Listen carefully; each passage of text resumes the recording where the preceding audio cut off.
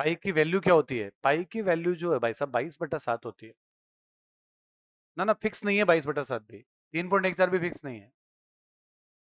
पाई जो ना, पाई एक्चुअल में क्या होता है? पाई की खोज जो ना ऋग्वेद में हुई है, तो पाई में आर्यभट्ट ने ये बताया कि आप कोई भी व्रत बनाते हो ना, उसने ये देखा, एक चीज उसने नोट करी कि आप कोई भी व्रत बनाते हो ना, तो ये वाला हिस्सा अगर 22 है ना, तो ये 7 है, लगभग लगभग। भाई अगर व्रत की परिधि जो ना वो 22 है ना, तो व्रत का व्यास कितना है? 7 है। मतलब इनका वैल्यू जो ना वो लगभग लगभग कांस्टेंट आ रही है। तो उसने बोला यार मैं छोटा बना के देख रहा हूँ, ओ 22 तो ओ 7, बड़ा भी बना के देख रहा हूँ तो ये 22, ये 7, ये भी बना के देख रहा हूँ तो ये 22 और ये 7। आप कितना भी छोटा व्रत बना लो और कितना भी बड़ा व्रत बना लो, परिधि का और व्यास का अनुपात जो ना वो हमेशा कांस्टेंट है। परिधि का और व्यास का अनुपात जो ना वो हमेशा नियत है। तो उसने बोला कि भाई एक पाई नाम की संख्या होती है, और पाई जो ना वो एक्चुअल में व्रत की परिधि और व्रत के व्यास का अनुपात होता है।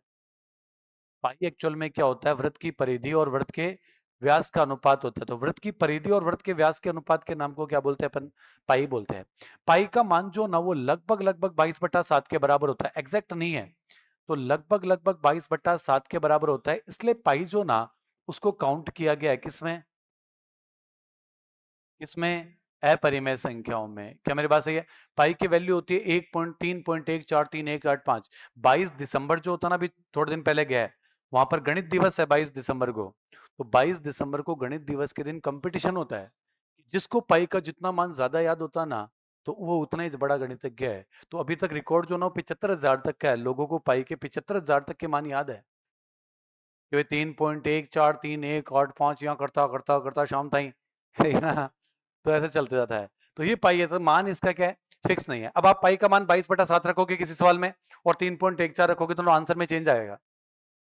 आंसर में भी क्या होता है, कई बार आयतन होता है ना, कई बार पेपर में आपने देखा होगा सी टेट वगैरह में, कई बार बच्चे पूछते हैं मैथ के कि भाई सर आंसर जो चेंज कैसे आ रहा है।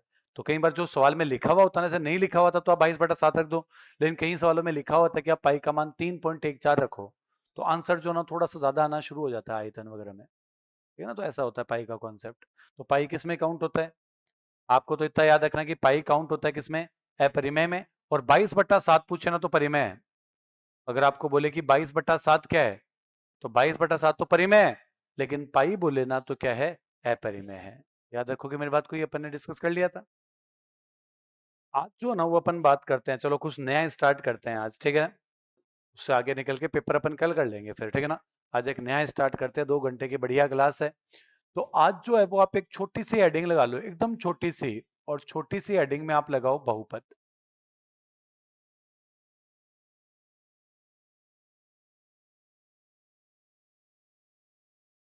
छोटी सी आप हेडिंग लगा लो एकदम बिल्कुल जीरो से। अपन स्टार्ट आज करेंगे बहुपद के बारे में। करोगे आप? स्टार्ट क्या करेंगे जी? बहुपद है। नाम सुना है आपने? सब्जेक्ट क्या है आपके? आपके सब्जेक्ट क्या है? आपके तो बायोलॉजी ना। चलो फिर बायोलॉजी है तो पॉलिनोमियल जो है ना वो अपन स्टार्ट करते हैं, तो बात एकदम गौर से सुनना। एक एक अपन जीरो से स्टार्ट करेंगे, और फिर मैं लास्ट में आपको ये बताऊंगा कि पेपर में क्या आएगा, कि पेपर में आज तक क्या आया है, तो वो इंपॉर्टेंट है। तो जिन भाइयों को मान लो ऐसे दिक्कत हो रही है कि भाई मैं तो छोड़ के जाऊंगा टॉपिक को, तो छोड़ के नहीं जाना। जो मैं ऐसा बोलूँ ना कि बेजा इंपॉर्टेंट है, इसका मतलब बेजा का मतलब हो रहा है कि वो बार बार आ रहा है एग्जाम में। तो ये बार बार पेपर 2013, 16, 18, 22 सब में एक ही क्वेश्चन बार बार आता है। रिमाइंडर थ्योरम आती है तो वही क्वेश्चन बार बार आ रहा है, तो वो अपन को अच्छे से पढ़ना है। तो पहले तो अपन बेसिक सीखते हैं कि इसका बेसिक क्या है। देखो सबसे पहली बात जो आपको पता करनी है ना, वो ये पता करनी है कि आपको यहाँ पर लिखा हुआ कभी आएगा कि एफ एक्स क्या होता है, कभी लिखा हुआ आएगा कि एफ वाई क्या होता है, कभी लिखा हुआ आएगा कि एफ जेड क्या होता है। एक आएगा एफ एक्स, एक आएगा एफ वाई, एक आएगा एफ जेड। एफ एक्स जो ना वो बोलता है कि हम पूरी फैमिली जो ना वो एक्स की है। एफ एक्स जो ना वो ये बोलता है कि पूरा फंक्शन जो ना वो पूरा बना हुआ है किसका? एक्स का। एफ वाई लिखा हुआ है ना, तो इसका मतलब ये होता है कि ये पूरा फंक्शन जो ना वो बना हुआ है किसका? वाई का। एफ जेड बोले ना, तो ये पूरा फंक्शन जो ना वो बना हुआ है किसका? जेड का। बताओ क्या मेरी पहली बात याद रखोगे? एफ को अपन फैमिली भी बोल सकते हैं कि family of x, family of y और फैमिली ऑफ जेड। तो मैंने बोला कि सर इसका मतलब ये हुआ कि क्या मैं ऐसे बोल सकता हूं क्या कि एफ एक्स बराबर एक्स की cube minus 3x² plus 2x plus 5। ये एफ क्या बोल रहा है कि ये पूरा फंक्शन जो है ना वो एक्स का बना हुआ है।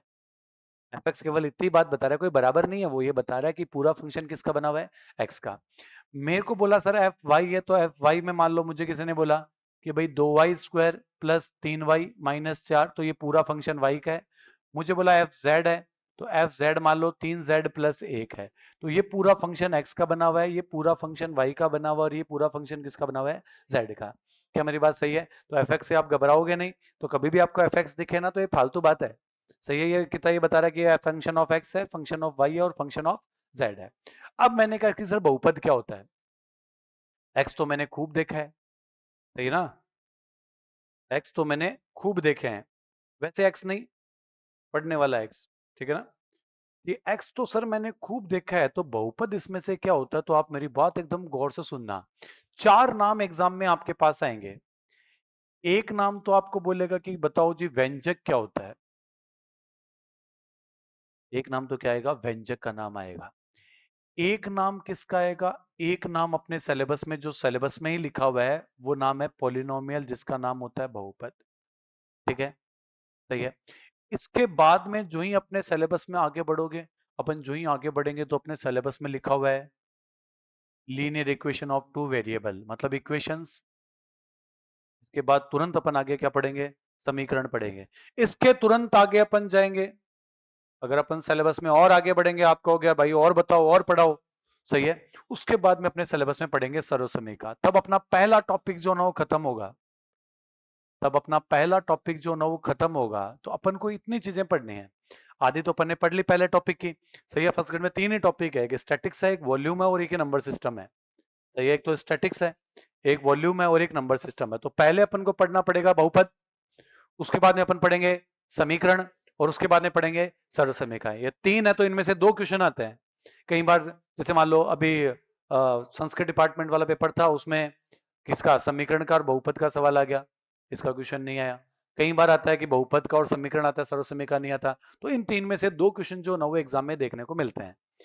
अब मेरी बात गौर से सुनना कि सबसे पहला काम तो आपको डिफरेंशिएट करना है कि बहुपद कौन है, समीकरण कौन है और सर्वसमयिका कौन है। कि सर मुझे तो यही नहीं पता, मैं अभी नया हूँ। हाँ बिल्कुल मैडम, मेरे को आता है इंग्लिश, ऐसी कोई बात नहीं है। बस मैं तो वेट ही करता हूँ कि कोई बोले, सही है ना? तो ये होता है पॉलिनोमियल। ये क्या होता है? पॉलिनोमियल होता है। ये क्या होता है? ये होता है इक्वेशंस, और ये होती है आइडेंटिटी, एल्जेब्रिक आइडेंटिटीज, ठीक है ना? ये आइडेंटिटीज होती है, ओके। अब देखना, सबसे पहले तो बहु व्यंजक क्या होता है? व्यंजक क्या होता है कि आपको कोई भी एक्स और वाई में कोई भी चीज मिले ना, वो सब व्यंजक है। जैसे मैंने बोला f x is equal to, मैंने बोला f x is equal to x square minus 2x plus 1, तो ये व्यंजक है। ये क्या है? व्यंजक है। मैंने बोला f x is equal to, तो ये x cube minus 2x² plus 3x minus 1, तो ये व्यंजक है। आपको एक्स और वाई में कोई भी चीज मिल जाए ना, तो सारे के सारे व्यंजक है। मैंने बोला कि f x is equal to x square plus 1/x², तो ये व्यंजक है। मैंने बोला f x is equal to x square plus √2 into x plus 3, ये व्यंजक है। मैंने बोला f x is equal to x square plus 2√x plus 3, व्यंजक है। मैंने बोला f x is equal to 4, ये व्यंजक है। एक्स और वाई में कुछ भी लिखा हुआ है ना, सारे के सारे क्या होते हैं? व्यंजक होते हैं। बताओ जी मैडम, बात समझ में आई है? एक्स और वाई में कुछ भी लिखा हुआ है ना, तो सारे के सारे क्या होते हैं? व्यंजक। अब इसमें से हमें ये छांटना है कि गुरुजी बहुपद कौन सा है। इसमें से हमें छांटना क्या है कि मैंने कहा सर आप इनमें से ये छांटो कि बताओ बहुपद कौन सा है। तो बहुपद के लिए एक स्पेशल कंडीशन होती है।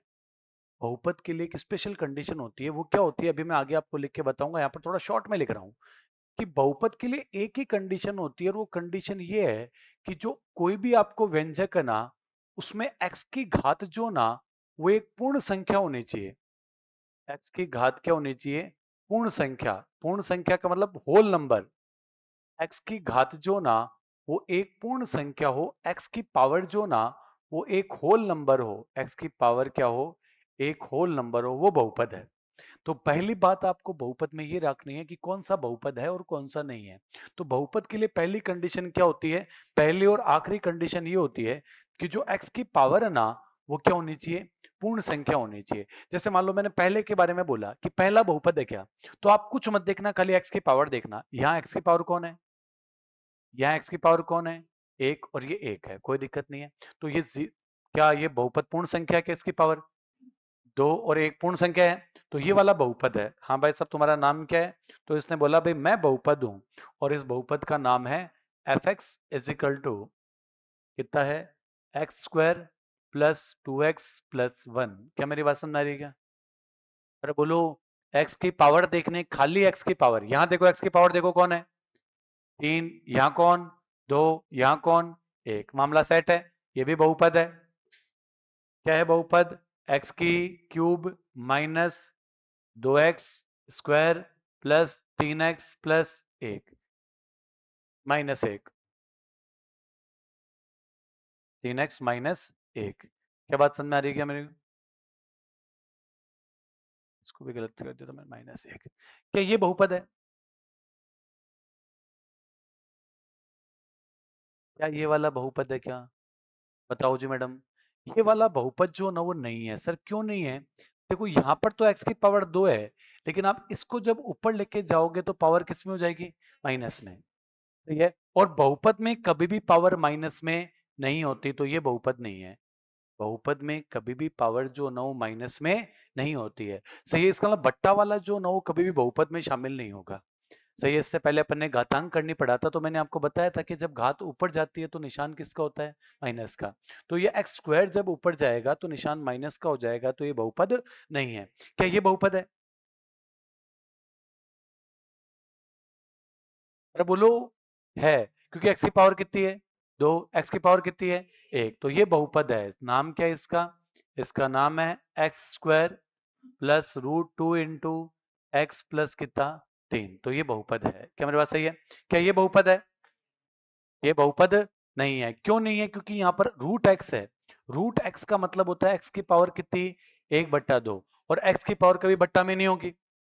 बहुपद बोल रहा है कि भाई एक्स की पावर जो ना वो एक पूर्ण संख्या होनी चाहिए, एक्स की पावर क्या होनी चाहिए, पूर्ण संख्या का मतलब 0 1 2 3 4 ये हो, बट्टा में नहीं हो, ठीक है ना। तो ये बहुपद नहीं है। क्या ये बहुपद है क्यों, क्योंकि देखो किसी भी संख्या की पावर 0 होती है उसका मान कितना होता है, 1 होता है। अपन ने पहले टॉपिक में पढ़ा था कि किसी भी संख्या की पावर 0 होती है उसका मान 1 होता है। तो कोई भी संख्या होती है ना वो भी बहुपद होती है, क्योंकि उसके साथ लिखा हुआ लगा हुआ कौन रहता है, 0 रहता है। क्या जी मेरी बात समझ में आई क्या? तो बहुपद के लिए कंडीशन क्या है कि x की घात जो ना वो एक पूर्ण संख्या होनी चाहिए। क्या वैसा मेरी बात समझ में आई क्या? तो एग्जाम में अगर आपको इस, तो आप तुरंत समझ जाना कि सवाल बहुपद का है। अगर एग्जाम में आपको इस पैटर्न का कोई भी सवाल मिले तो अपन तुरंत समझ जाएंगे कि सवाल किसका है, बहुपद का। उसके बाद में सर समीकरण क्या होता है, जैसे अगर मैं आपको बोलूं कि सर ये क्या है, x square plus 2x plus 1, x square plus 2x plus 1 क्या है, तो आप कहोगे बहुपद है। आप क्या बोलोगे, बहुपद है, अरे बोलोगे ना, पक्का आप बोलोगे बहुपद है। अगर आपने इसके बराबर में कुछ भी लिख दिया, अब ये समीकरण है, अगर आपने इसके बराबर में कुछ भी लिख दिया, बराबर 5 बराबर 0 बराबर 3, तो अभी ये क्या बन गया, समीकरण बन गया। जैसे मान लो अगर मैं आपको कहूं कि 2x माइनस 3 क्या है, तो आप बोलोगे भाई 2x माइनस 3 बहुपद है, 2x माइनस 3 क्या है, बहुपद है। अगर मैंने बराबर में लिख दिया 8, अब ये समीकरण बन गया, अब ये क्या बन गया, समीकरण बन गया। अब मैं आपको कहूं कि भाई x की cube minus 3x square plus 2x plus 1, अभी ये कौन है, बहुपद है। अभी ये बहुपद है, बराबर में 0 लिखते ही ये क्या हो गया, समीकरण बन गया। क्या मेरी बात समझ में आई क्या, कि बराबर में अगर आप कुछ भी लिख दोगे, इससे अगला टॉपिक आएगा कि आपको इक्वेशन सॉल्व करनी पड़ेगी एक्स और वाई में, क्योंकि अपने सिलेबस में लीनियर इक्वेशन ऑफ 2 वेरिएबल है, वहां पर एक्स और वाई भी आएगा। तो वहां पर आपको ध्यान रखना है कि भाई ये वाला क्या होगा, बराबर में कुछ भी लिखा हुआ होगा, तो ये किसका सवाल हो गया, समीकरण का। सर्व समीकरण क्या होती है, सर्व समीकरण वो होती है जो ए और बी के सभी मानों के लिए सत्य हो। जैसे आपने सुना होगा कि भाई a प्लस बी का होल स्क्वायर क्या होता है, तो value of A square, a plus B का होल स्क्वायर क्या होता है, तो a प्लस बी का होल स्क्वायर जो होता है ना वो होता है A square plus B square plus 2ab होता है क्या, ए प्लस बी का होल स्क्वायर होता है ए स्क्वायर बी स्क्वायर और 2ab। ए माइनस बी का होल स्क्वायर क्या होता है? तो ए माइनस बी का होल स्क्वायर होता है A square plus B square minus का 2ab। और A square minus B square क्या होता है? तो A square minus B square होता है A plus B A minus B. तो ये क्या होती है? ये होती है सर्वसमीका। ये क्या होती है? सर्वसमीका होती है, इसको अपन आइडेंटिटीज बोलते हैं। उसके बाद में अपन इसकी बात करेंगे। ऐसे तो आपने मैंने कहाँ तक लिखा है? 2 तक लिखा है। फर्स्ट ग्रेड में 5 का सवाल आया था लास्ट ईयर कि भाई एक्स की पावर 5 प्लस 1 बटा एक्स की पावर 5 का मान क्या होगा? तो अपन को 5 तक के फॉर्मूले याद करने पड़ेंगे। 5 ही क्या 6? वो तो कितना ही बड़ा कर लो, 2 शुरू के 2 याद होते हैं ना, तो बाद में तो कितना ही बड़ा अपन बना लेंगे। जब पढ़ेंगे तब बताऊंगा। अभी ये बताओ, क्या ये समझ में आएगा कि एक बहुपद क्या होता है? एक्स की पावर क्या होती है? एक पूर्ण संख्या होनी चाहिए। सही है। तो यहां से इसका मतलब ये हुआ कि सर मैं यहां से बहुपद की डेफिनेशन लिख सकता हूं कि यहां से बहुपद की डेफिनेशन में क्या लिख सकता हूं कि एक पॉलिनोमियल पॉलिनोमियल कब होगा?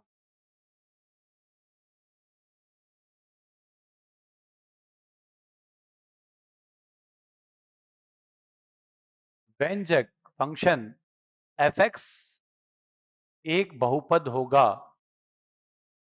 एक बहुपद होगा, एक पॉलिनोमियल होगा। वैन कब? जब एक्स की घात, जब एक्स की घात एक होल नंबर, एक होल नंबर मतलब पूर्ण संख्या, मतलब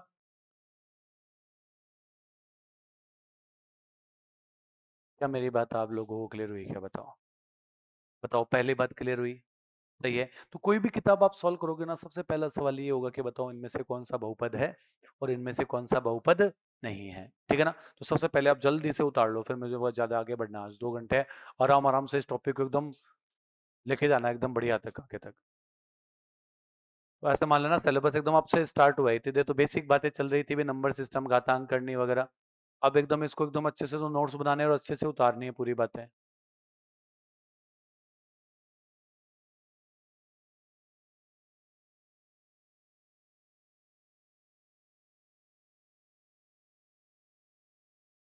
तो ये तो पहली बात तो एफ एक्स है। फंक्शन ऑफ एक्स भी हो सकता है, फंक्शन ऑफ वाई भी हो सकता है, फंक्शन ऑफ जेड भी हो सकता है। दूसरी बात, ये बहुत इंपॉर्टेंट बात है कि क्या तो होता है, उतारा नहीं? ये तो क्लियर है क्या? तो ये कि कोई भी फंक्शन एक्स का बना हुआ हो तो एफ एक्स होता है, आगे आपको दिक्कत ना हो, मान लो किसी बच्चे ने नहीं देख रखा हो। तो ये फंक्शन अगर पूरा वाई का है तो क्या होता है? एफ वाई होता है, जेड का तो जेड होता है। ठीक है ना? अब ये वाली बात है, ये व्यंजक होते हैं, ये बहुपद होते हैं, और ये क्या होते हैं? समीकरण होते हैं और सर्वसमीका। तो आपको पता होना चाहिए, सब अपने सिलेबस में है। तो ये सारे के सारे जो ना वो अपने सिलेबस में है, तो हमें एक आइडिया होना चाहिए कि कौन तो बहुपद होगा, कौन समीकरण होगा और कौन सर्वसमीका होगी। तो सबसे पहले अपन बहुपदों की बात करेंगे। तो ये एक एक मैं आपको चीज एकदम लाइन टू लाइन लिखाऊंगा, क्वेश्चन कभी भी गलत नहीं होना चाहिए। फर्स्ट ग्रेड में 8 सवाल आए हुए हैं, 8 के 8 जो ना अपने क्लियर हो जाने चाहिए। पेपर के सवाल सारे सॉल्व हो रहे हैं, मतलब अपन को सब समझ में आ रहा है। तो क्या होता है बहुपद? तो बहुपद के लिए मैंने एक छोटा सा कोष्टक बना के लिख दिया, वैसे तो आगे मैंने पूरा लिखा है, लेकिन आपको याद होना चाहिए एक छोटी सी बात। और वो बात ये है कि x की जो पावर है ना, वो एक होल नंबर हो। The power of x is whole number, the mandatory condition है ये एक मैंडेटरी कंडीशन है कि x की पावर जो ना वो एक पूर्ण संख्या हो, x की घात जो ना वो एक पूर्ण संख्या हो। ये बहुपद की कंडीशन है, समीकरण। और उसके बाद में सर्वसमीकाएं।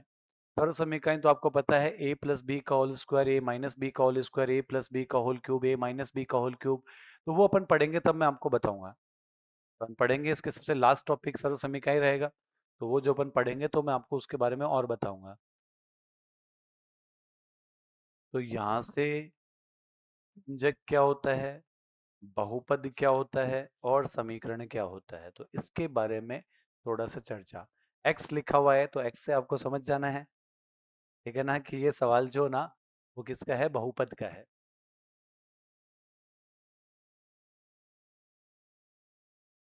अरे लेट कैसे हो गया आज?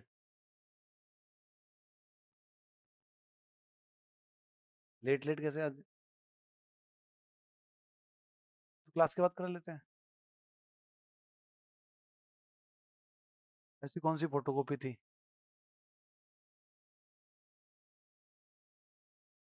नहीं नहीं, वैसे कोई दिक्कत नहीं है।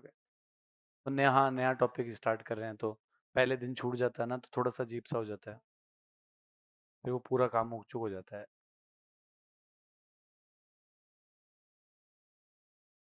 उतार लिया, फोटो खींच लो, अब मोबाइल तो होगा आपके पास। हाँ, अब तो नहीं उतारा जाएगा आपसे। हाँ, तो ये बात याद रख लेना, मैं आपके लिए रिवाइज कर देता हूँ, सुन लेना जी मैडम। सही है कि भाई अपन जो टॉपिक पढ़ रहे हैं ना, जो बहुपद के बारे में पढ़ रहे हैं, सही है ना। तो देखो ये तो व्यंजक होता है, कभी भी एक्स वैक्स में कुछ भी लिखा हुआ है ना, तो ये सारा तो होता है व्यंजक। बहुपद के लिए कंडीशन क्या होती है कि एक्स की घात जो ना, वो क्या होनी चाहिए, पूर्ण संख्या होनी चाहिए। एक्स की घात, एक्स की पावर जो ना, वो पूर्ण संख्या होनी चाहिए। तो इसमें से अगर आपको बहुपद छांटने हैं ना, तो इनकी पावर देखनी पड़ेगी। जैसे इसकी पावर 2 है, इसकी पावर 1 है, तो ये बहुपद है। इसकी पावर 3 है, इसकी पावर 2 है, तो ये बहुपद है। लेकिन इसकी पावर तो 2 है और इसके ऊपर जाएगा तो इसकी पावर कितनी हो जाएगी, -2। तो माइनस वाला बहुपद नहीं होता। मतलब बहुपद के लिए कंडीशन क्या है कि एक्स की पावर जो ना, वो हमेशा क्या होनी चाहिए, पूर्ण संख्या होनी चाहिए। सही है। तो ये बहुपद हो गया। ये बहुपद है क्या है, क्योंकि यहाँ पर 2 है, यहाँ पावर कितनी है, 1 है ना। तो 2 है, 1 है, तो बहुपद है। ये बहुपद नहीं है क्योंकि यहाँ पर एक्स की पावर कितनी है, 1/2 है, तो ये वाला बहुपद नहीं है। क्या मेरी बात समझ आ रही है। समीकरण क्या होता है, अगर आप इसके बराबर में कुछ भी लिख देंगे, जैसे ये तो बहुपद है, बराबर में आपने 5 2 3 कुछ भी लिख दिया तो ये समीकरण हो गया। ये बहुपद है, बराबर में आपने कुछ भी लिख दिया तो समीकरण हो गया। ये बहुपद है, बराबर में आपने कुछ भी लिख दिया तो क्या हो गया, समीकरण हो गया। ठीक है। उसके बाद में सर्वसमीकरण होती हैं, जो ए और बी के सभी मानों के लिए सत्य होती हैं, जैसे ए प्लस बी का होल स्क्वायर, ए माइनस बी का होल स्क्वायर, ए स्क्वायर प्लस बी स्क्वायर। उतार लिया सबने। आगे बात करूं, आगे देखना, अगर आगे अपन बढ़े हैं। जी बताओ, क्लियर है क्या। चलो, इसके आगे अगर मैं बात करूं तो आपको पता होना चाहिए कि एक बहुपद की घात क्या होती है। ये तो हाँ, ये वाला, हाँ ये भी उतारो।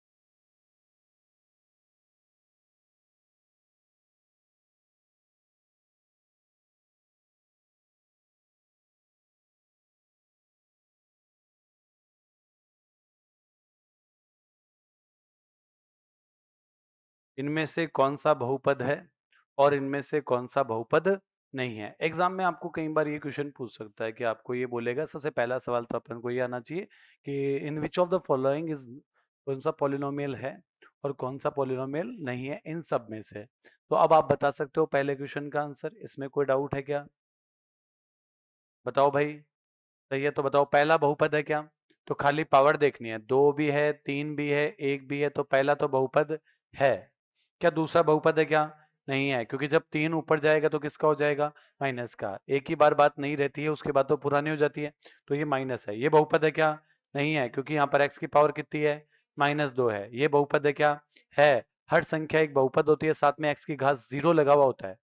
हर संख्या एक्स की घात मतलब 0 लगा होता है, तो हर संख्या भी एक बहुपद होती है। सही, ये बहुपद है क्या, नहीं है, क्योंकि यहाँ पर एक्स की पावर कितनी है, 1/2 है। क्या मेरी बात सही है।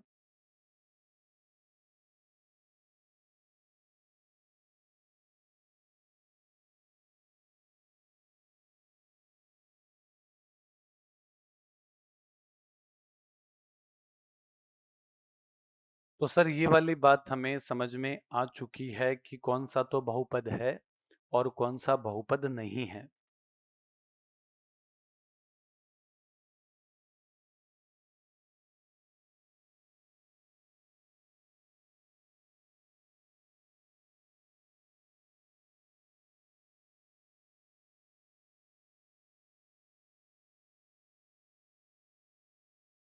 ठीक है, आगे बात करूं। चलो, अब अपन बात करते हैं इसके बाद की। इसके बाद अपन को पढ़नी है बहुपद की घात, बहुपदों के गुणांक, बहुपदों के प्रकार, शून्यकों की संख्या, शून्य क्या होते हैं, फिर रिमाइंडर थ्योरम। तो एक एक करके अपन को स्टेप बाय स्टेप आगे तक पहुंचना है कि जहां से फर्स्ट ग्रेड का सवाल आता है। तो पहला सवाल तो ये वाला है, किताब में कोई दिक्कत नहीं है कि केवल आपको पावर देखनी है और कुछ भी नहीं करना। अब बात करता हूं मैं नेक्स्ट की। बात अगर मैं नेक्स्ट की करूं तो नेक्स्ट में मुझे ये बोला कि बताओ जी सर बहुपद की घात क्या होती है। अगर एग्जाम में आपको बोले कि बहुपद की घात, बहुपद की घात का मतलब होता है पावर ऑफ पॉलिनोमियल। एक बहुपद की घात क्या होती है, तो बहुपद की घात होता है पावर ऑफ पॉलिनोमियल। तो बहुपद की पावर क्या होती है, बहुपद की घात क्या होती है, तो पावर ऑफ पॉलिनोमियल, सही ना। तो याद ये रखना है कि अगर मैं कभी भी आगे ये बोलूं कि इस बहुपद की घात क्या है, तो आपको याद रखना कि एक बहुपद की जो घात होती है,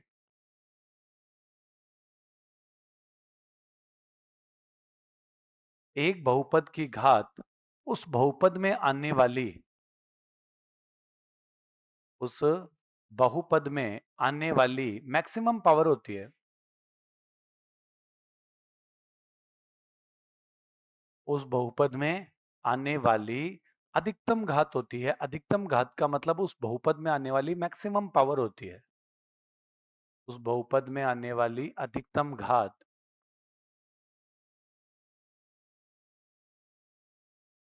उस बहुपद में आने वाली अधिकतम घात होती है, ये याद रखना। जैसे मैं आपको बोलूं कि इसके बारे में थोड़ा बहुत अपन जानकारी लेते हैं कि सर ये चक्कर चल क्या रहा है। जैसे मान लो मैं यहाँ पर कोई भी बहुपद लिखता हूँ और मैं आपको पूछता हूँ कि इन बहुपदों की घात क्या है।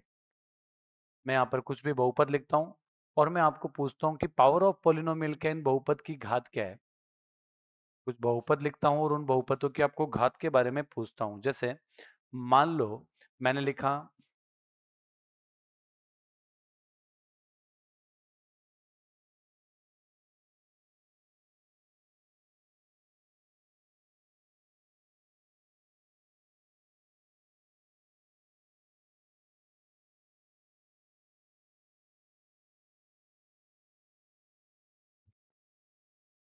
मान लो मैंने कुछ एग्जाम्पल ऐसा लिखे हैं। बात मेरी गौर से सुनना कि अगर मैं कभी भी आपको ये बोलूं कि बहुपद की घात क्या है, तो आप तुरंत समझ जाना कि मैं मैक्सिमम पावर की बात कर रहा हूं। तो एक बहुपद की घात उस बहुपद में आने वाली मैक्सिमम पावर से है। यहाँ मैक्सिमम पावर कौन है, 3। तो इस बहुपद की घात कितनी है, 3 है। इस बहुपद में मैक्सिमम पावर कौन सी है, 4। तो इस बहुपद की घात कितनी है, 4। इस बहुपद में मैक्सिमम पावर कितनी है, 1। तो इस बहुपद की घात कितनी है, 1। ये बहुपद अकेला ही है तो x की घात 0 है। तो इस बहुपद की घात कितनी हो गई, 0।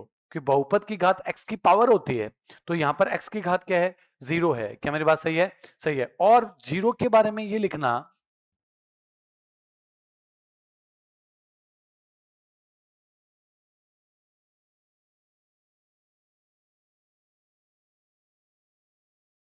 डिफाइंड नहीं है ये। 0 की घात जो ना, वो बहुपद में परिभाषित नहीं है, डिफाइन नहीं है, क्योंकि x की पावर 0 का मान 1 होता है, लेकिन 0 तो 0 कर देगा उसको, सही ना। 0 तो क्या कर देगा, 0 कर देगा। तो 0 जो ना, इसकी घात बहुपद में परिभाषित नहीं है, तो 0 बहुपद नहीं में है। 0 बहुपद होता है लेकिन 0 की घात जो ना वो परिभाषित नहीं है। बताओ क्या मेरी आप बात याद रखोगे। तो ये यहाँ तक ये पूरी बात याद रखोगे कि एक बहुपद की घात क्या होती है, एक बहुपद की घात उस बहुपद में आने वाली मैक्सिमम पावर होती है। एक बहुपद की घात क्या होती है, उस बहुपद में आने वाली मैक्सिमम पावर होती है।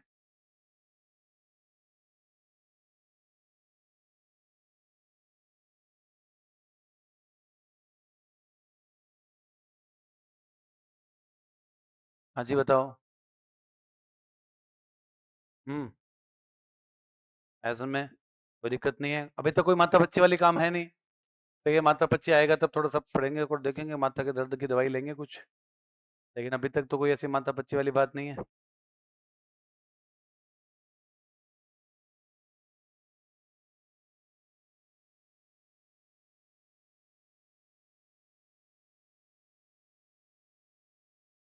बताओ क्लियर। नेक्स्ट, अगली बात। अगली बात आपको थोड़ा बहुत पता होना चाहिए क्योंकि आगे इनकी जरूरत पड़ेगी। अगला होता है बहुपदों के गुणांक। बहुपदों के गुणांक, गुणांक को अपन बोलते हैं इंग्लिश में coefficient of polynomial, coefficient of polynomials. तो बहुपदों में गुणांक कौन कौन से होते हैं, बहुपदों के गुणांक क्या होते हैं, कोफिशिएंट्स क्या होता है। तो सर ये वाला भी मामला कोई ज्यादा भारी नहीं है, हम आराम से सॉल्व कर सकते हैं कि जैसे मान लो मैंने लिखा 8x की घात 4 माइनस 5x की घात 3 प्लस 2x की घात 2, तो ये -8 माइनस 7x+4, ये मान लो मैंने एक बहुपद लिखा और इस बहुपद का नाम मैंने बोला fx, इस बहुपद का नाम मैंने क्या बोला, fx बोला। तो आपको अगर आगे मैं बोलूं कि बताओ x की घात 4 का गुणांक कौन होगा, तो आप मुझे बता दो कि इसके साथ वाला जो ना वो गुणांक होता है वो कॉफिशिएंट होता है, तो x की घात 4 का गुणांक जो ना वो तो 8 होगा। अगर मैं आपको बोलूं x की घात 3 का गुणांक कौन है, तो x की घात 3 का गुणांक जो ना वो कौन है, -5। 3 का गुणांक कौन है, -5। अगर मैं आपको बोलूं एक्स स्क्वायर का गुणांक कौन है, तो एक्स स्क्वायर का गुणांक कौन है, 2 है। अगर मैं आपको बोलूं एक्स का गुणांक कौन है, तो एक्स का गुणांक कौन है, -7 है। बोलो यार। और अगर मैं आपको बोलूं x की घात 0 का गुणांक, x की घात 0 का गुणांक बोल सकता हूं, या मैं इसको कांस्टेंट टर्म बोल सकता हूं, अचर पद, अचर पद बोल सकता हूं, तो वो कौन है, 4 है। अचर पद का मतलब समझ गए हो ना, इसकी वैल्यू पर कोई फर्क नहीं पड़ रहा, आप x का कोई भी मान रख दो तो ये अचर पद होता है।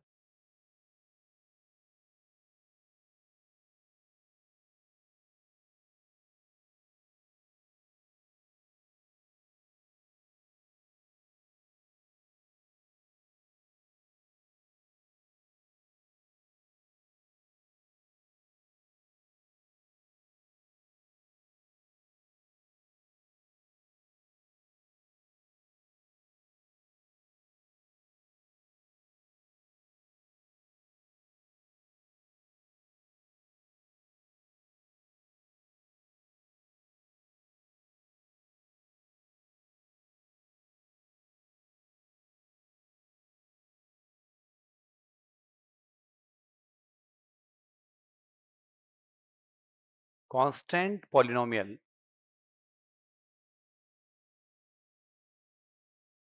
तो ये है बहुपदों के गुणांक, बहुपदों के गुणांक के बारे में बात है कि सात वाला जो ना वो इसका गुणांक होता है, सात वाला जो है वो इसका गुणांक होता है।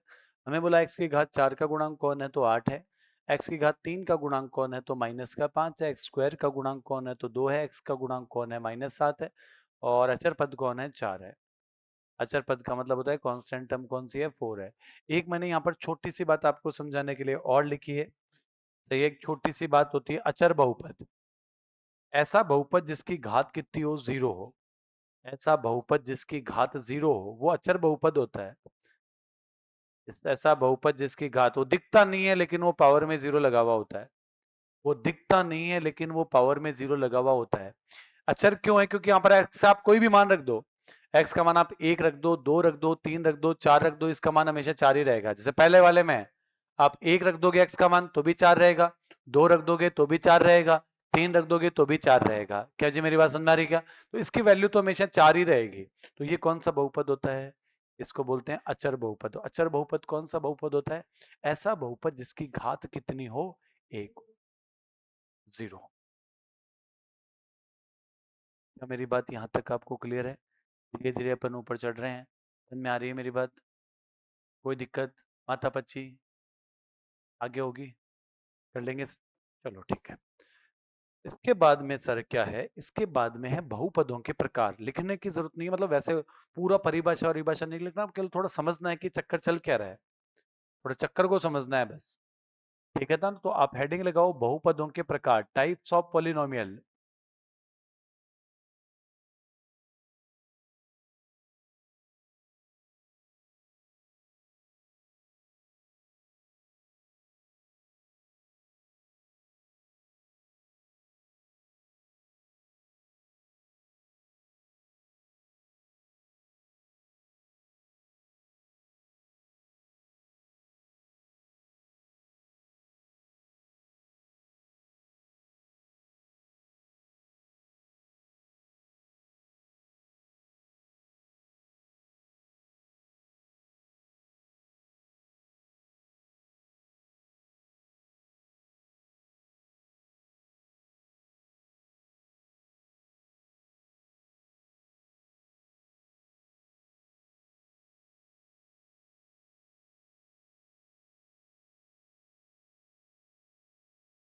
बहुपदों के प्रकार तो आप सामने वाले को पूछना, भाई आप किस आधार पर बोल रहे हो, ये लाइन में एनसीईआरटी की लिखा रहा हूँ।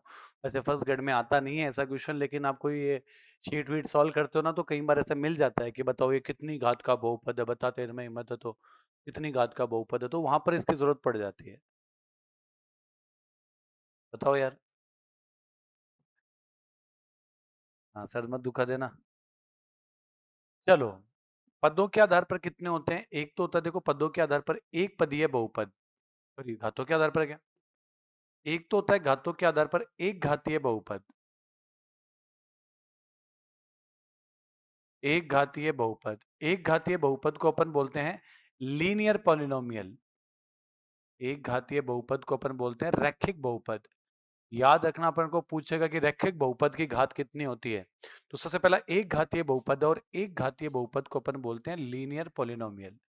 ठीक है, तो ऐसा बहुपद जिसकी घात एक हो, ऐसा बहुपद जिसकी घात कितनी हो, एक हो, वो कौन सा बहुपद होता है? एक घातीय बहुपद होता है। जैसे मैं लिखता हूं एग्जांपल, मैं लिखा f x is equal to 2x+1। बताओ ये कैसा बहुपद है, इसकी घात कितनी है इस बहुपद की? इस बहुपद की घात कितनी है? एक, तो ये एक घातीय बहुपद हो गया, ठीक है ना। मैं बोलता हूं कि इस बहुपद की घात कितनी है, f x is equal to 3x। ठीक है, मैं बोलता हूं कि आप f x is equal to -2x। ऐसा बहुपद जिसकी घात कितनी हो, एक हो, वो कौन सा बहुपद होता है? एक घातीय बहुपद होता है। क्या मेरी बात सही है? एक हो तो क्वाड्रेटिक पॉलिनोमियल, एक होता है क्वाड्रेटिक पॉलिनोमियल, मतलब दूसरा आप लिखना द्विघातीय बहुपद। तो द्विघातीय बहुपद कौन सा होता है? ऐसा बहुपद जिसकी घात कितनी हो, ऐसा बहुपद जिसकी घात जो ना वो दो हो, वो द्विघातीय बहुपद होता है। जैसे, जैसे मान लो मैंने को लिखा f x is equal to x² - 2x+1।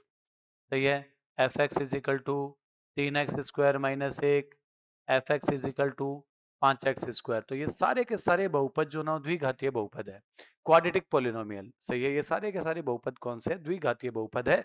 ऐसे ही करते करते आगे तक चलता जाएगा। और एक मैं आपको और लिखा देता हूँ त्रिघातीय बहुपद। अब मुझे दिक्कत नहीं है, मुझे लग रहा है आपको समझ में आ रहा है बात।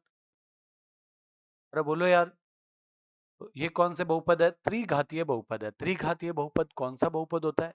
ऐसे बहुपद जिनकी घात कितनी हो, तीन हो।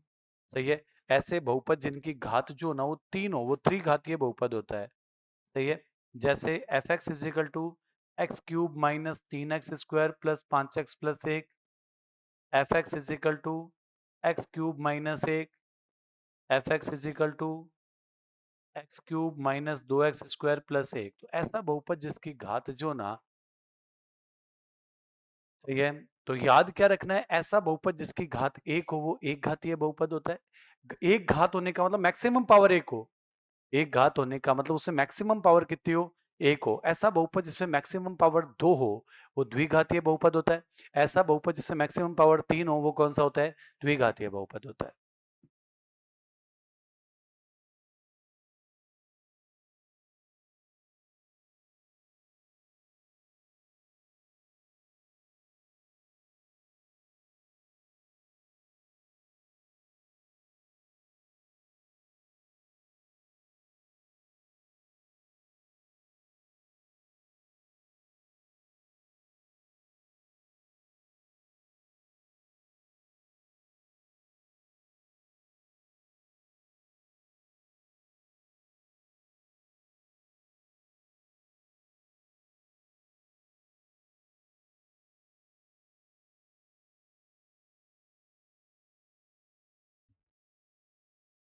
बेस्ड ऑन टर्म, पदों के आधार पर। तो एक बार मेरी बात सुन लेना, फिर आप आराम से उतार लेना। ऐसा बहुपद जिसमें एक ही पद हो, ऐसा बहुपद जिसमें एक ही पद हो, जैसे मान लो मैंने लिखा f x is equal to 3x, f x is equal to 5x²। सही है, f x is equal to -2x³। F x is equal to मान लो माइनस का 2x³, कुछ भी लिख लो। अब देखो ये बहुपद कैसा है, एक घातीय एक ही पदी है, द्विघातीय एक पदी है, त्रिघातीय एक पदी है। सही है, घात तो तीन है लेकिन पद कितना है? एक है। ऐसा बहुपद जिसमें दो पद हो, जैसे 2x+1, जैसे एक्स स्क्वायर -9, जैसे एक्स क्यूब -1। ये बहुपद कैसा है? एक ही घातीय है, एक घातीय द्विपदी है। दो पद है ना, एक ये रहा, एक ये रहा। ये दो घातीय, दो पदीय, ये तीन घातीय और दो पदी है। क्या मेरी बात समझ में आ रही है आप लोगों को? सही है। तो ऐसा बहुपद जिसमें दो पद हो ना, द्विपदी हो गया। और ऐसा बहुपद जो ना जिसमें तीन पद हो, x square plus 2x-1, f x is equal to x cube minus 2x² plus 4। सही है। F x is equal to x की घात 4 माइनस 3x² प्लस 3। तो ये सब बहुपद कैसे हैं? त्रिपदीय बहुपद है। क्या मेरी बात आप लोगों को समझ में आई क्या?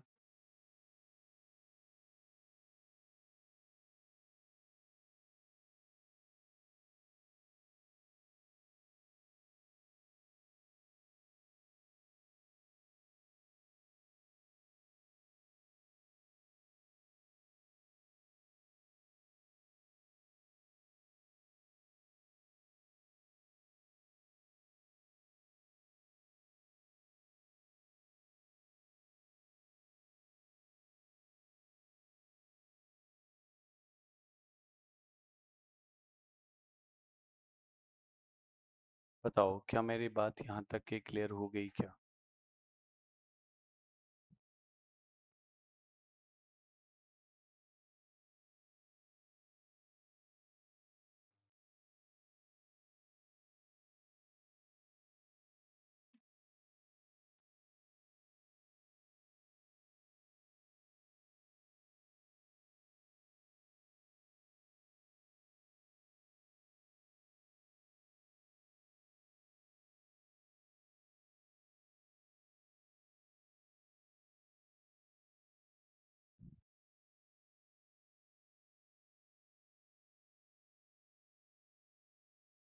क्या बात आप लोगों को समझ में आई क्या? है ना, कौन सा बहुपद कैसा है? तो एग्जाम में अगर आपको पूछ ले तो आपको तुरंत उसको जवाब दे देना है। बताओ जी, समझ में आया? सही है। तो अभी तक तो कोई ऐसा नहीं है कि देखो मैंने लिखा ही नहीं है, परिभाषा की जरूरत नहीं है, एग्जाम्पल से आदमी को समझ में आ रहा है कि एक घातीय में क्या होता है, मैक्सिमम पावर 1 है, द्विघातीय में मैक्सिमम पावर 2 है और त्रिघातीय में मैक्सिमम पावर 3 है। सही है। और एक पदीय में एक ही टर्म है। सही है। और द्विपदीय में प्लस के साथ दो टर्म है और त्रिपदीय में तीन टर्म है। सही है ना। बीच में प्लस का साइन जो ना उनको अलग अलग कर रहा है, प्लस और माइनस का साइन उनको अलग अलग कर रहा है। क्या मेरी बात आप लोगों को क्लियर हो गई क्या? उतार लिया? उतार लो आराम से, उतार, कोई बात नहीं, कोई बात नहीं, उतार लो। गलती मत कर देना। अभी एग्जाम का नहीं आया।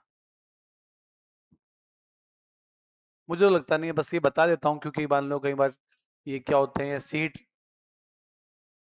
वो आपको पता है इतना इजी नहीं पूछेंगे। वाह भाई वाह, अब तो आपका माइंड सेट हो गया है। आज वैसे मैं पेपर ही सॉल्व करवा रहा था आपको। आज अपन को फर्स्ट ग्रेड का पेपर सॉल्व करना था एक्चुअल में, लेकिन वो शीट तैयार नहीं हुई ना, इसलिए मैं नहीं करा। नहीं, कल कोशिश करूंगा मैं। हाँ, कल पेपर के जितने भी क्वेश्चन अब तक जितना अपन ने पढ़ा ना, उसमें से आज तक फर्स्ट ग्रेड में कितने क्वेश्चन आए हैं तो वो सॉल्व। हाँ, पता चल जाएगा आपको भी कि कैसे सवाल फर्स्ट ग्रेड में आते थे। बहुपद है, अब तो अपन को सारा काम यही करना पड़ेगा। बहुपद पढ़ते ही अपन को बहुपद से फर्स्ट ग्रेड में 9 सवाल आए हैं, तो आपको तुरंत दिख जाएगा कि हाँ भाई ये 9 मेरे से सॉल्व हो रहे हैं क्या। बताओ, क्लियर हो गया? जैसे एग्जाम में मान लो क्या हो सकता है कि मोस्ट, उतार लो उतार लो, एक पदीय, द्विपदीय और द्विपदीय।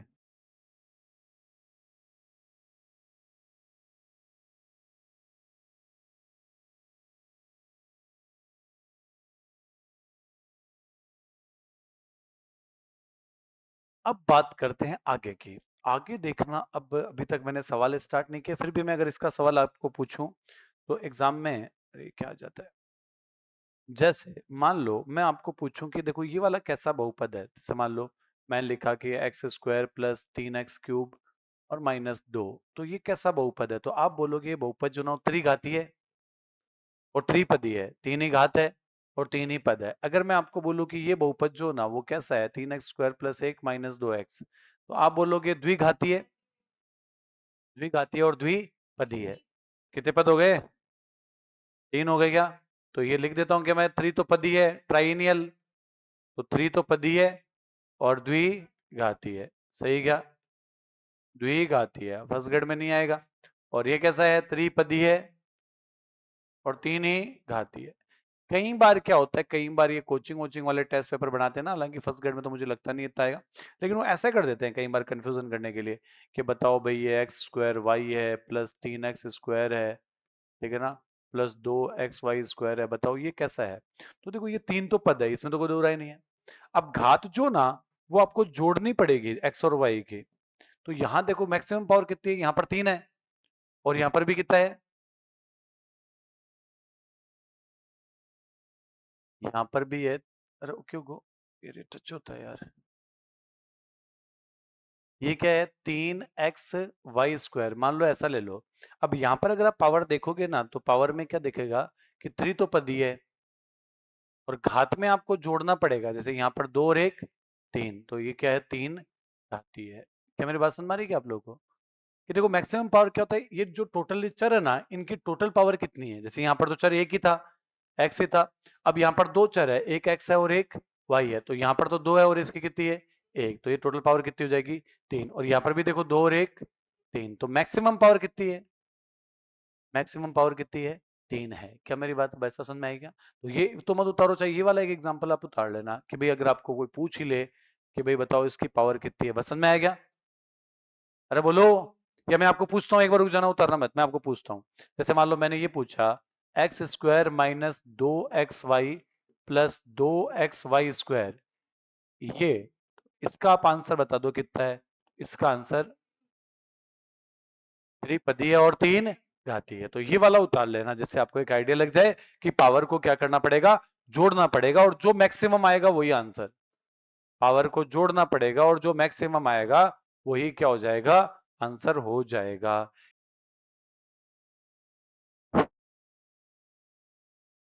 ये बात करें, उतार लिया, कोई दिक्कत गिला शिकवा तो बता दो। ठीक है, अगली बात। अगली बात सर आप क्या बताओगे? अगली बात भी सिलेबस की है, ये तो बहुपद एक अपन ने एक बेसिक जानकारी ली है। अगली बात जो है सर, वो लोग सही है क्या? सबको कोई दिक्कत है क्या? सही है। अब मेरी बात एकदम गौर से सुनना। अगली बात है बहुपद के शून्यक। बहुपद के शून्यक, और शून्यक को एग्जाम में कई बार मूल भी बोलते हैं। तो यह मतलब जीरोज भी बोलते हैं और इसको रूट भी बोलते हैं। जीरोज और रूट ऑफ पॉलिनोमियल, बहुपदों के शून्यक। बहुपदों में शून्यक क्या होता है? तो ये पहले हेडिंग लगा लेना, और जो जो मैं बातें बोल लूँ ना, वो मेरे पहले मेरी पूरी बात सुनना, ठीक है ना। उसके बाद ही उतारना शुरू करना, पहले ही मत उतारने लग जाना, ये फिर समझ में नहीं आएगा, सही ना। बहुपदों में शून्य क्या होता है? बहुपदों में शून्य क्या होता है, जैसे मैं एक छोटा सा एग्जांपल लेता हूं कि मुझे किसी ने कहा, बोल दूं, मुझे किसी ने कहा बहुपद f(x) is equal to x minus 2 का शून्य क्या होगा? इसका शून्य क्या होगा? क्या हो गया? x माइनस 2 का शून्य क्या होगा? रख लिया, रख लिया आराम। सही है। बहुपद f(x) is equal to x minus 2 का शून्य क्या होगा? शून्य का मतलब क्या होता है कि x का ऐसा मान, अभी मैं डेफिनेशन लिखाऊंगा, x का ऐसा मान जो पूरे बहुपद को ही जीरो कर दे। शून्य का मतलब ये होता है कि x का ऐसा मान जो पूरे बहुपद को क्या कर दे? जीरो कर दे, वो शून्य होता है। कि x की ऐसी वैल्यू चाहिए जो पूरे बहुपद को ही क्या कर दे? जीरो कर दे। तो पूरा बहुपद जीरो होना चाहिए। अब पूरा बहुपद जीरो कब होगा? तो मैंने कहा गुरुजी x माइनस 2 जीरो होगा। x माइनस 2 जीरो होगा, तो इसका मतलब x का मान कितना?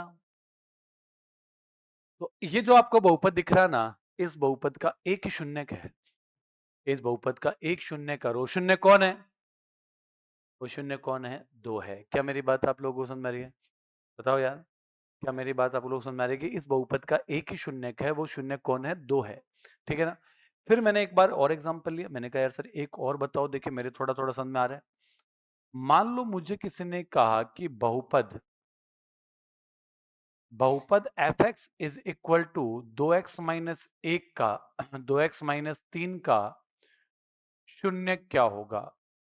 क्या शून्यक क्या होगा? मैंने कहा गुरुजी बोल जो मत, मैं बता दूंगा। बोले कैसे? मैंने कहा सर शून्य का नाम आने का मतलब ये है कि पूरे बहुपद का मान ही जीरो।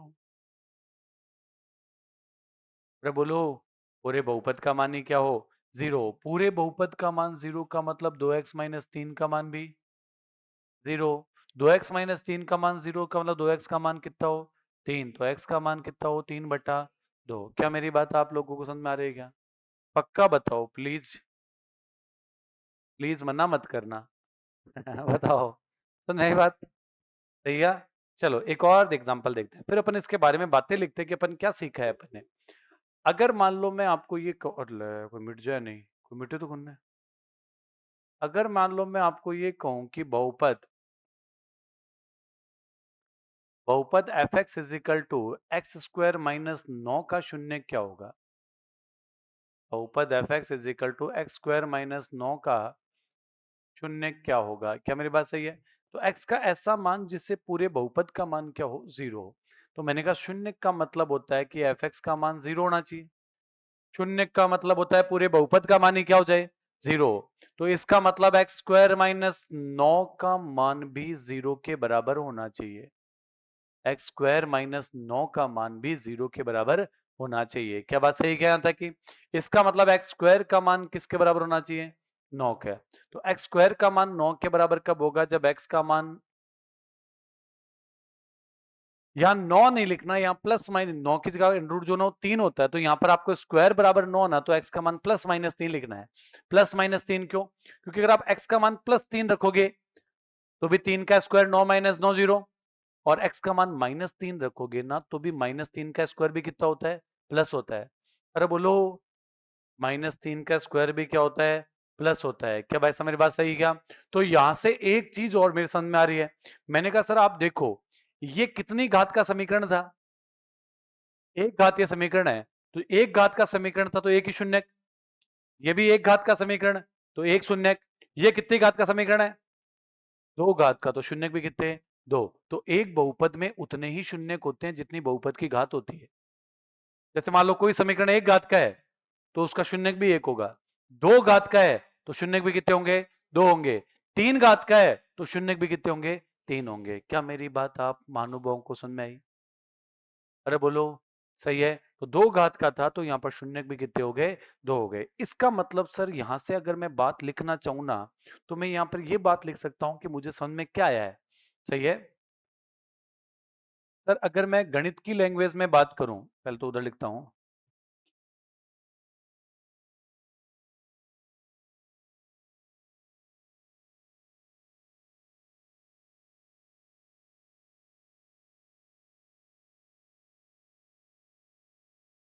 अगर मैं नॉर्मल लैंग्वेज में बात करूं तो x का ऐसा मान जिससे बहुपद का मान क्या हो जाए?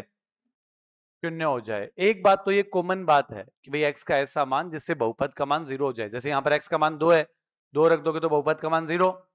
यहाँ पर x का मान कितना है? 3/2, 3/2 रखोगे तो बहुपद का मान जीरो। और यहाँ कितना है? +-3 रखोगे तो बहुपद का मान क्या हो जाएगा? जीरो हो जाएगा।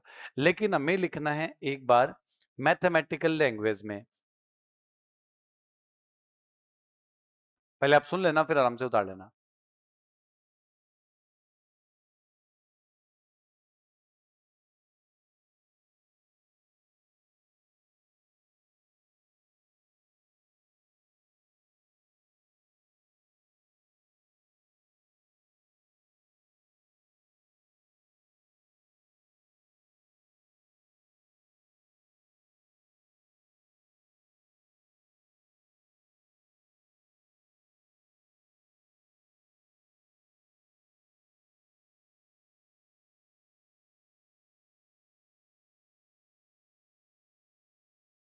पहली बात बताओ, सही है ये बात?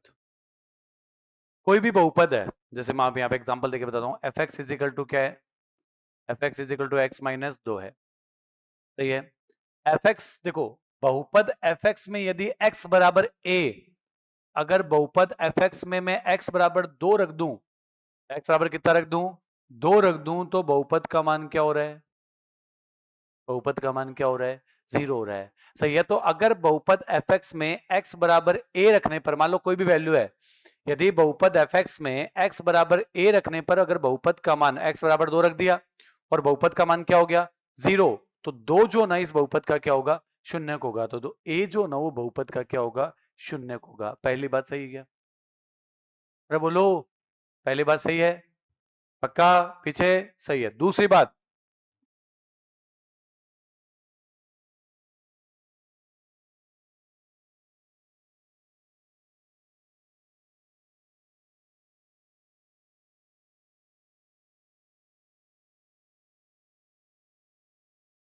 जितनी बहुपद की पावर होती है, एक बहुपद में उतने ही शून्यक होते हैं जितनी बहुपद की क्या होती है, घात होती है। एक बहुपद में उतने ही शून्यक होंगे जितनी बहुपद की क्या होगी, घात होगी। क्या मेरी बात सही है, पक्का, सही है। एक घात का बहुपद है तो एक शून्यक, कोई समीकरण द्विघातीय है तो उसके शून्यक भी कितने आएंगे, 2 आएंगे। अल्फा और बीटा मान लो, अगर आप आगे देखेंगे इस मामले में, और 3 घातीय है तो शून्यक भी कितने होंगे, 3 होंगे। क्या मेरी बात सही है। और एक बात अगर मान लो मैं ले लूं, ये वैसे सत्य असत्य का तुम्हें पूछ ले,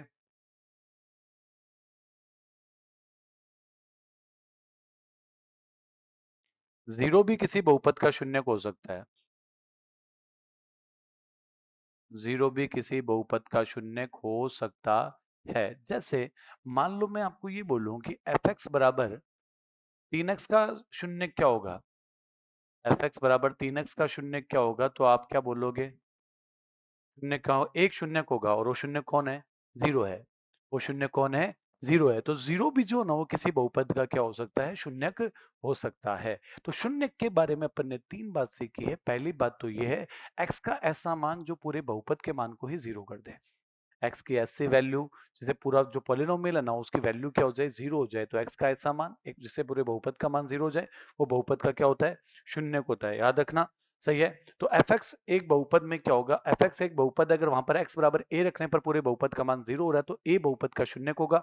एक बहुपद में उतने ही शून्यक होते हैं जितनी बहुपद की क्या होती है, घात होती है। और जीरो भी किसी बहुपद का शून्यक हो सकता है। सही है ना। तो सबसे पहले तो आपको लाइन उतारनी है ये वाली, ये मैंने बेसिक में लाइन लिखी है कि आपको थोड़ा बहुत समझ में आ जाए, और उसके बाद में वो तीनों बातें लिखनी है जो मैंने उधर लिखी है।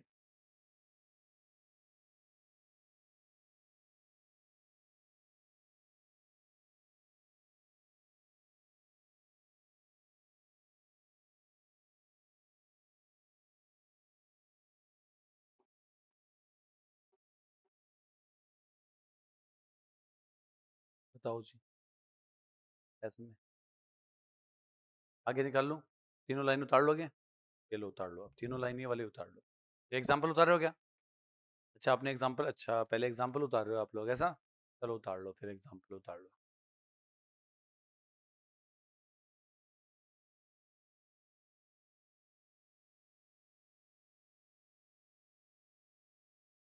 एग्जाम्पल उतार लो।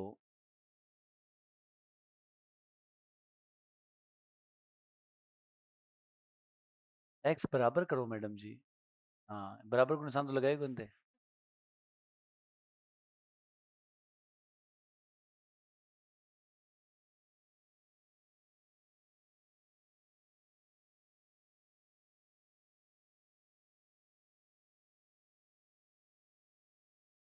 बताओ, यहाँ तक की बात अगर आप लोगों को समझ में आ गई, सही है, तो अब बात अपन को क्वेश्चन की, अच्छा उतार, वो तो उतारना ना अभी तो, ये लो साहब, ये वाला और उतार लो जल्दी से। अले क्यों नहीं, कहाँ गया, ये रहा।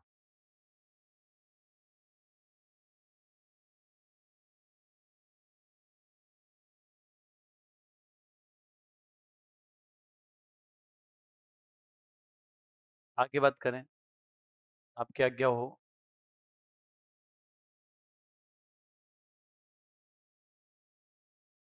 सर दर्द हो रहा है थोड़ा, थोड़ा थोड़ा हो रहा होगा, हो रहा है क्या सर दर्द, हाँ तो कोई ऑप्शन भी नहीं है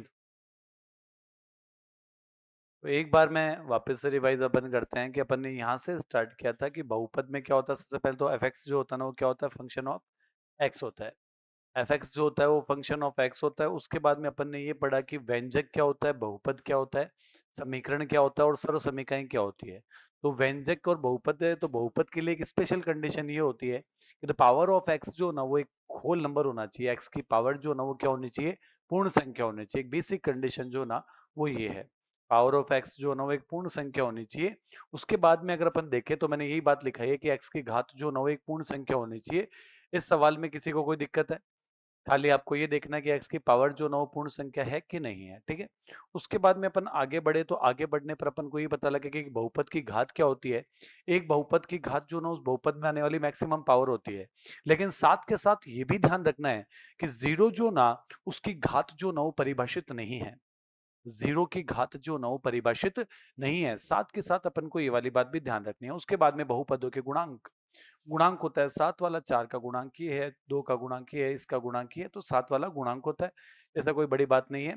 सही है। अचर बहुपद के बारे में मैंने ज़रूर लिखा है कि अचर बहुपद एक ऐसा बहुपद होता है जिसकी घात क्या होती है?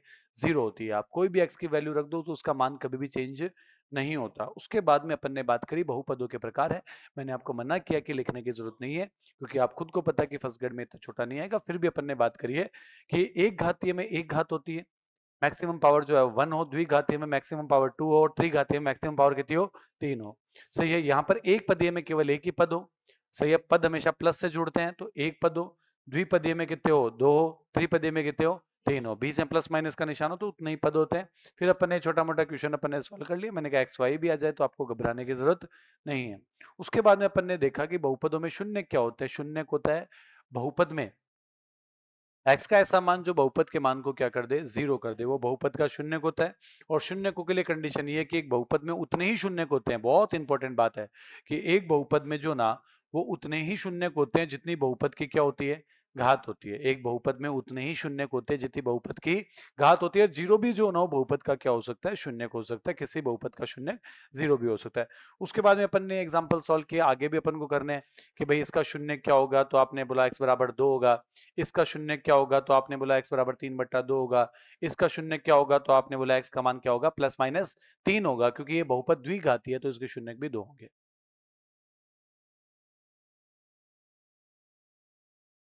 बता दो प्लीज। सही है, बिल्कुल क्लियर है।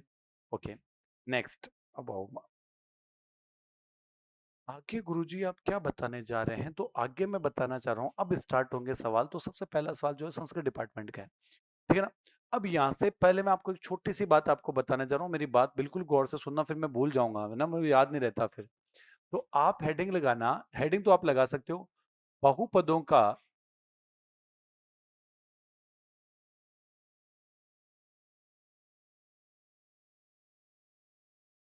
ज्यामितीय अर्थ।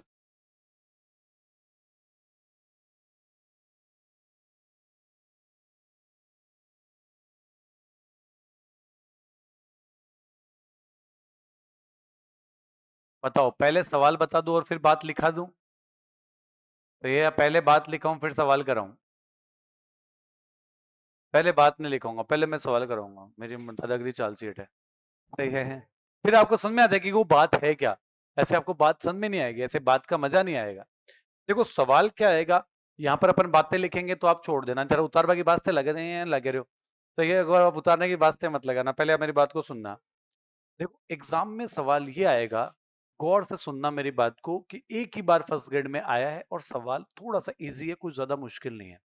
आपको एग्जाम वाला ये बोलेगा कि वक्र, curve y is equal to f x, कार्तीय निर्देशांक लेखा चित्र, कार्टेशियन कोऑर्डिनेट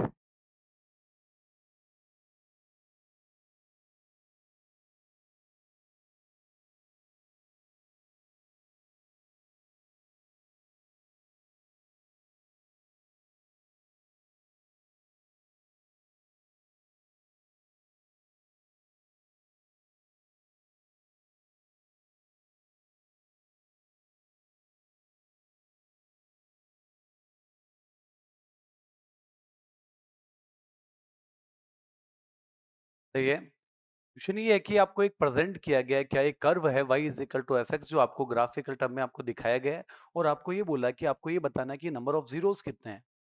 ये नंबर ऑफ जीरोस कितने हैं, या पोलिनोमियल की जो पावर है ना वो कितने हैं, क्योंकि दोनों एक ही बात होती है।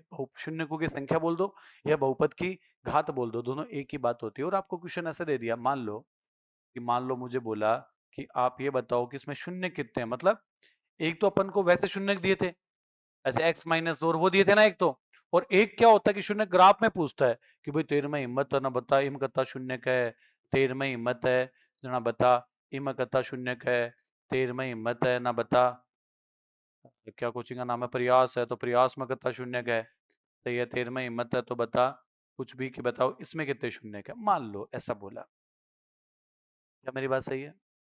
ये आपको बोलेगा कि बताओ इस बहुपद में कितने शून्यक है। अब मेरी बात एकदम गौर से सुनना, मैंने कहा गुरुजी आपका दिमाग तो ठीक है, मान यार और सवाल फिर यार कटवाया तुम, सही है क्या? तो आपको ये पूछ लिया और सीधा ये सवाल दे दिया, सर हमें तो एबीसीडी नहीं पता, वो काटती है वो कहीं लिख दियो तुमने, समझ में को नहीं आयो? तो यहाँ से पहले तो मेरी बात ये सुनना है कि कार्टेशियन कर्व क्या होता है, कार्तीय निर्देशांक लेखा चित्र क्या होता है, गौर से बात को सुनना भाई।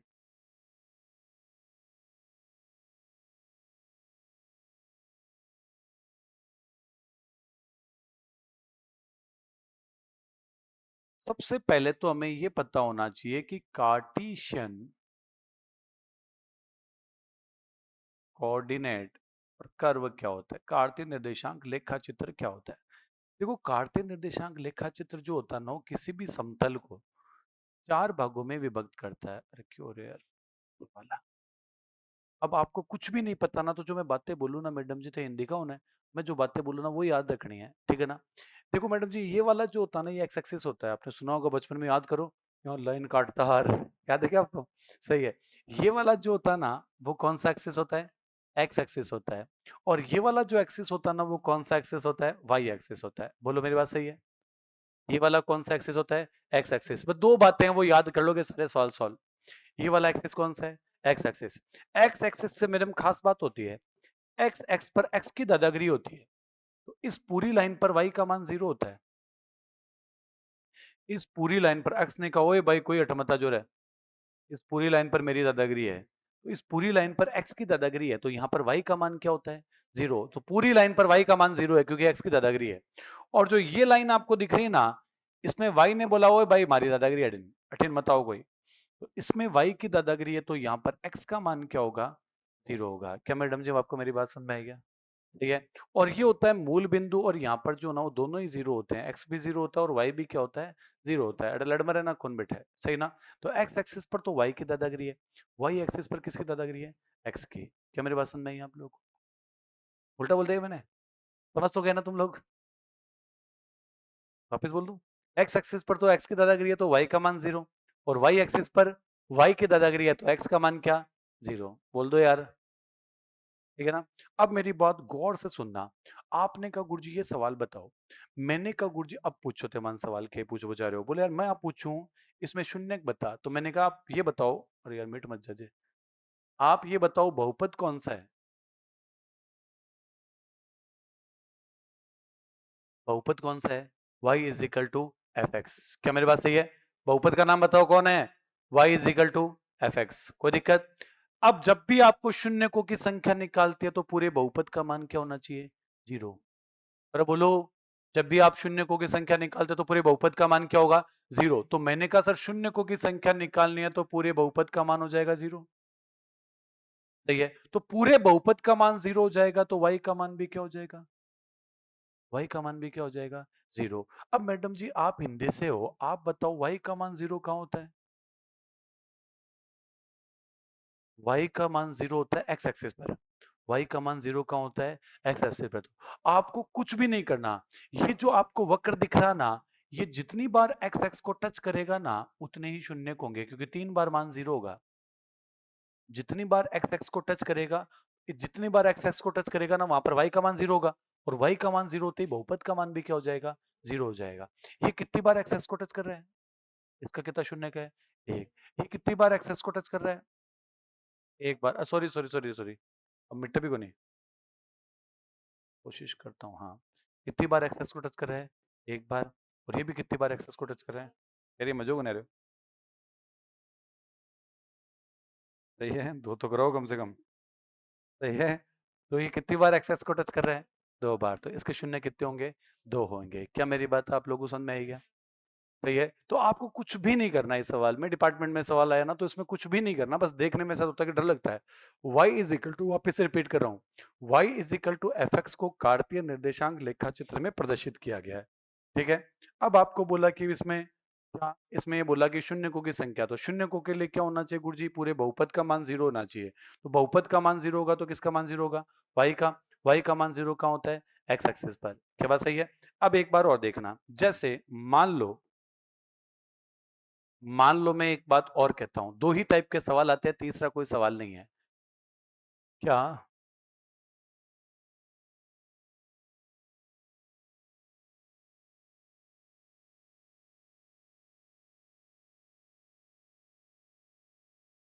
समझ गए ना क्या करना है?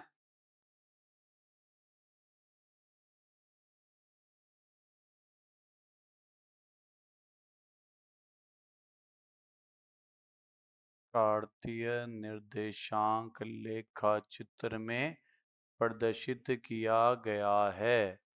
तो शून्यकों की संख्या, बोल दो यार। तो शून्यकों की संख्या ज्ञात तय करें, बोलो। अभी भी मान लो अपन वैसे ही ग्राफ अपन लें, और मान लो मैं आपको बोलूं कि 13 हिम्मत है ना, यहाँ बता, एस लिख दिया। 13 हिम्मत है तो मान लो मैंने एम लिख दिया। अरे थोड़ा जोश में आ गया। चलिए, 13 हिम्मत है तो मान लो अपने एम लिख दिया, और 13 हिम्मत है तो मान लो अपन ने डी लिख दिया। ऐसा मान लो, ऐसा अपन ने कोई एक वक्र ले लिया। अब इसमें भी अपन सेम करेंगे। इसमें अपन क्या करेंगे? इसमें क्या है? x is equal to f y ना। तो इसमें वक्र का नाम क्या है? x is equal to f y है। अब आपको अगर शून्य निकालने हैं तो पूरे बहुपद का मान 0 होना चाहिए। तो पूरे बहुपद का मान क्या हो जाएगा? 0। बहुपद का मान 0 होगा तो x का मान भी क्या होगा? 0। x का मान क्या होता है? कहां पर 0 होता है? वाई एक्स पर। मतलब ये वाला अगर ग्राफ आ गया ना एग्जाम में, तो ये ग्राफ जितनी बार वाई एक्स को टच करेगा, ये वाला ग्राफ जितनी बार वाई एक्स को टच करेगा, बहुपद के उतने ही क्या होंगे? शून्य को होंगे। अब की बात ठीक है। अलग अलग आ रहा है तो ठीक है। ये लोग रट लेते हैं कि आंसर 3 ही आवलो। सही है ऐसा। क्या बात समझ में आएगी मेरी यहाँ तक? हैं का? अरे बहुत इजी पेपर आएगा। आप ये तो डर रहे हो मैडम जी, तो अब तो डरते हो। अब ये पेपर वाले कराऊंगा ना मैं सॉल्व, तो आप कहोगे अरे तो इजी यार, तो पेपर का सॉल्व करा रहे, अभी ऊपर में स्टैटिक्स वाले करा के आया। वो कह रहे गुरु जी इतने इजी, केवल परसेंटेज निकालना है। हेलो, इतना अच्छा काम है, बताओ। ये समझ में आया कि नहीं आया? बताओ। आप तो एक एक सीखो। बताओ क्लियर है क्या? मगर यही को नहीं याद रहता, तो करो बोलो खुश हो खुद करो यार तुम। ऐसे करोगे बाद में। तो ये क्या रश तो कौन कराए यार। लेकिन ना बाद में आप कोई भूल जाते हो, आप गजनी हो, आपको याद दिलाना पड़ता है कि अरे यार अब लिखो इसमें। अब इसमें बातें लिख लो। अब आप खुद ही बात समझ जाओगे कि मैं क्या लिखा रहा हूं, ठीक है ना?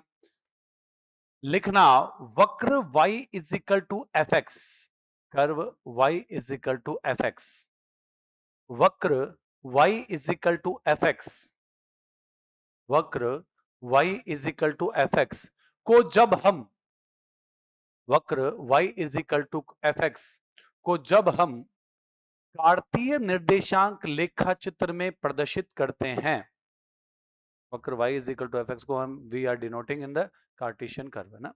वक्र y is equal to f x को जब हम कार्तीय निर्देशांक लेखा चित्र में प्रदर्शित करते हैं, कार्तीय निर्देशांक लेखा चित्र में प्रदर्शित करते हैं, तो यह वक्र, तो यह वक्र, तो यह वक्र जितनी बार,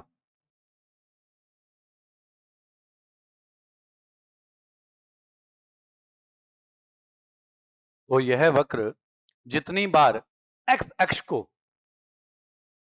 तो यह वक्र जितनी बार एक्स अक्ष लिख लेना ऐसे, एक्स एक्सिस, तो यह वक्र जितनी बार एक्स अक्ष को स्पर्श करेगा, तो यह वक्र जितनी बार एक्स अक्ष को स्पर्श करेगा या प्रतिच्छेद करेगा, तो यह वक्र जितनी बार एक्स अक्ष को स्पर्श करेगा या प्रतिच्छेद करेगा, स्पर्श करेगा या प्रतिच्छेद करेगा, बहुपद के उतने ही शून्यक होंगे।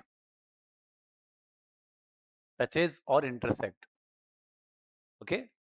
जितनी बार टच करेगा और जितनी बार इंटरसेक्ट करेगा, पोलिनोमियल के उतने ही जीरोस होंगे, बहुपद के उतने ही शून्यक होंगे। अब बताओ, ये वाली लाइन मैंने सही लिखी है कि वक्र कौन सा है, y is equal to f x. अब ये तीनों एग्जाम्पल उतार लेना और इसके साथ में, समझ तो आ गया क्या सबको? अब ये तीनों एग्जाम्पल उतार लेना।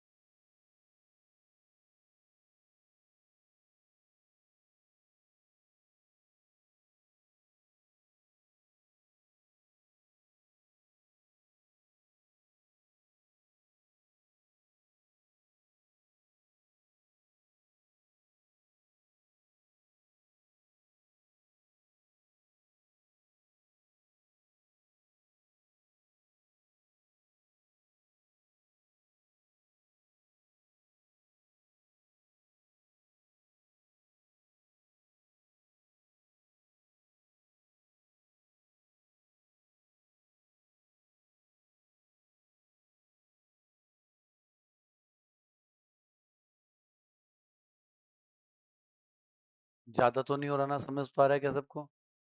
सही ना? ऐसा कोई दिक्कत तो नहीं ना?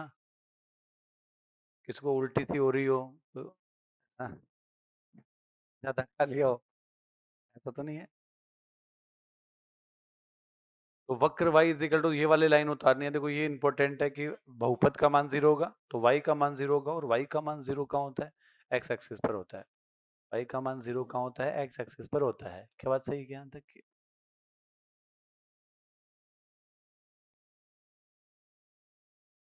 तो नीचे जो 9 शून्यकों की संख्या है, सही ना, नंबर ऑफ जीरोस है। नीचे जो मैंने लिखा ना, नंबर ऑफ जीरोस है, तो पहले में 3 है, सेकंड में 1 है, सही है, थर्ड में 1 है, और फोर्थ में कितना है? 2 है।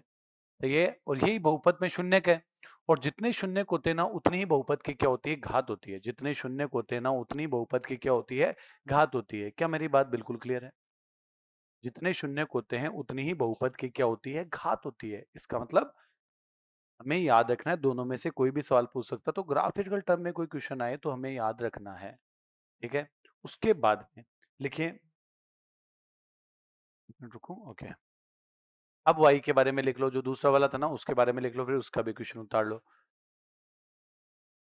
देखो हो गया। चलो अब लाइन चेंज करो, सही ना, एक दो लाइन चेंज करके अब लिखो, वक्र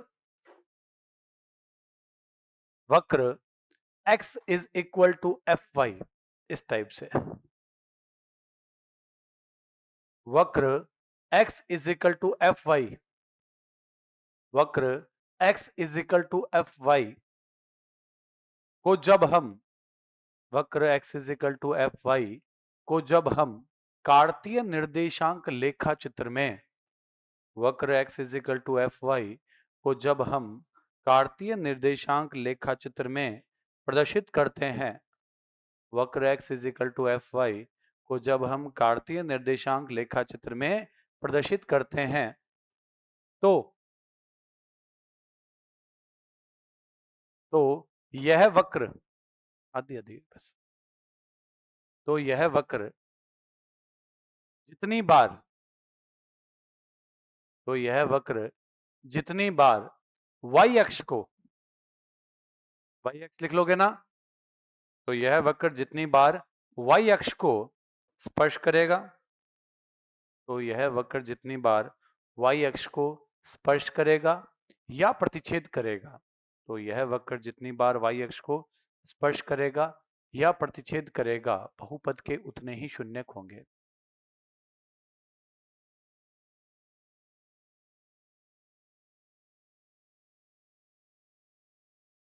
अब आपको एग्जाम्पल उतारना है ये वाला। अब बताओ, मेरी बात एकदम क्लियर हो गई है? एकदम।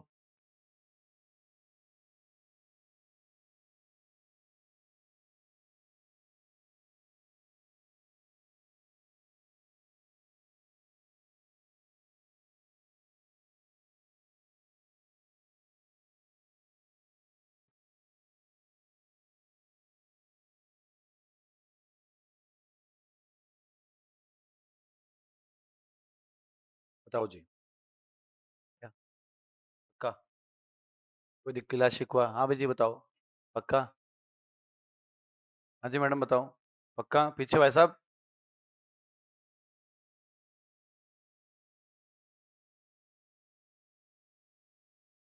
पीछे कैसे बैठ के दिख रहा है क्या आपको? ठीक है।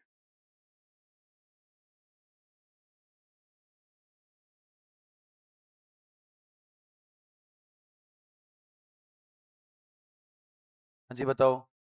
बिल्कुल पक्का। सर यार हमारे यार थोड़ा सा दिक्कत। अच्छा हाँ, एक ये ग्राफ जरूर बनाना। आप बहुत जल्दी भूल जाते हो, तो गजनी हो। ये कहाँ गया वो? अरे,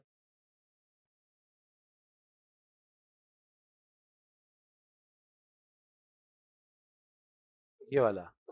ये तो पता हो कम से कम, कल ना भूल जाओ लगा गुरुजी एक्स एक्सिस कौन सो। ये तो ये कार्तीय निर्देशांक लेखा चित्र है। आगे अपन समीकरण पढ़ेंगे ना, तो वहां पर भी इसका यूज होगा। मैं आपको समीकरणों से रेखाएं इसमें से निकाल निकाल के दिखाऊंगा कि देखो क्या रेखा निकल रही है, कठिनो कठिनो जा रही है रेखा। तो आगे वाले में आपको बताएंगे। हाँ जी, पहले वाला उतारा नहीं क्या? पीछे वाला उतार लिया? हाँ जी। आपने नहीं उतारा था? मैं भी मिटा देता हूँ एक बार। कर देता हूँ एक बार ये वो। और इसको बोलते हैं, वैसे अगर आप लिखना चाहो तो ऐसा भी लिख सकते हो कि यहाँ प्लस चलता है, +1, +2, +3, +4। यहाँ भी +1, +2, +3, +4, -1, -2, -3, -4, -1, -2, -3। ऐसे करते करते ऐसा भी होता है। आगे अपन समीकरण पढ़ेंगे तो थोड़ा सा इसकी जरूरत पड़ेगी। बस इतनी सी बात आपको पता होना चाहिए, पूरा कहीं कार्तीय निर्देशांक मत पढ़ने लग जाना। तो ये इतनी बात, मेरी बात जो समझ में तो आ गई ना? एक्स एक्सिस पर एक्स की दादागिरी है। यहाँ वाई का मान जो है ना वो क्या होता है? जीरो होता है। और वाई एक्सिस पर वाई की दादागिरी है ना, एक्स का मान क्या होता है? जीरो होता है।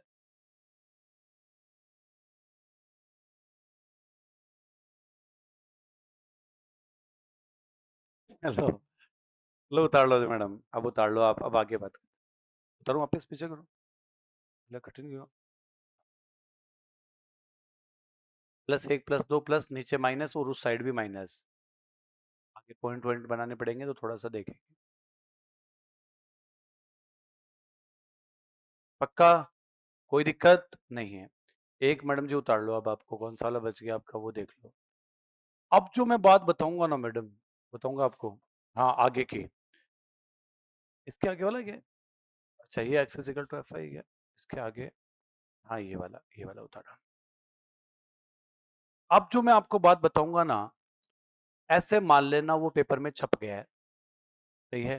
क्योंकि आज तक पेपर में ना, आज तक का रिकॉर्ड है फर्स्ट ग्रेड का।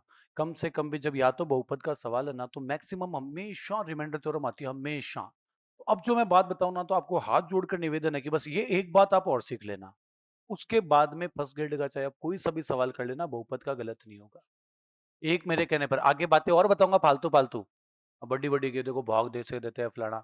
लेकिन वो काम की नहीं है। काम की बात ये है, और इसका नाम है रिमाइंडर थ्योरम। बहुत इंपॉर्टेंट बात है, रिमाइंडर थ्योरम को आपको सीखना पड़ेगा मेरे कहने पर। बोलो सीखोगे क्या? मैडम जी बस ये एक सवाल। बहाना मत पड़ जाओ भलाई के बाद से लगा दीजिए। लेकिन ये एक सवाल जो ना, वो आपको मेरे कहने पर पढ़ना ही पड़ेगा। देखो तालिया।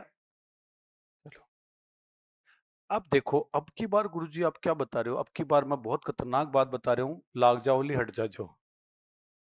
तो ये इसको मैं ऊपर लेता हूँ, मैंने ग्राफ नहीं जचा ना सही। सर अब आप बताना क्या चाह रहे हो हमें? अब बताओ आप, सिलेबस में नाम लिखा हुआ है। और सबसे तो इसके में ना हमेशा लिख देता हूँ पहले, ये बेजा इंपॉर्टेंट है। बेजा इंपॉर्टेंट जहां भी मैं आपको बोलूँ ना, इसका मतलब आज तक पेपर में उसको मौका मिला है। तो ये बेजा इंपॉर्टेंट, पहले ही मैंने बीआई लगा दिया इसके। बेजा का मतलब बहुत ज्यादा, और इंपॉर्टेंट आप जानते ही हो, सही ना? और नाम क्या है गुरुजी इस बेजा इंपॉर्टेंट का? इसका नाम है रिमाइंडर थ्योरम। सोनी खराब होगा। तो इसका नाम क्या है? इसका नाम है रिमाइंडर थ्योरम। ये बेजा मिटना नहीं चाहिए। इसका नाम है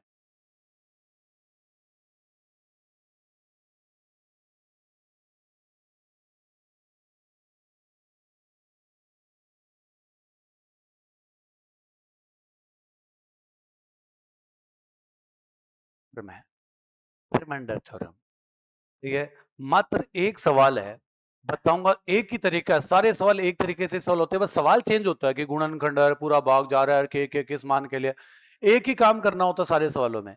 बस अगला क्या करता है, अपन को बेवकूफ बना बना के अपना नंबर काट लेता है। तो इसको एकदम गौर से समझना नहीं, 1/3 हो जाओ ला मन कौन मेरे है। तो ये गुरुजी एक सवाल बताओ, लिखा कुछ नहीं रहा, एक बार मैं सवाल बता रहा हूँ, मेरी बात एकदम गौर से समझना, एक बार उतार लो, नहीं इन बात में मत कर जो नीचे हूँ। तो ये ना, अब इसको सुनना भाई, बहुत इंपॉर्टेंट है ये।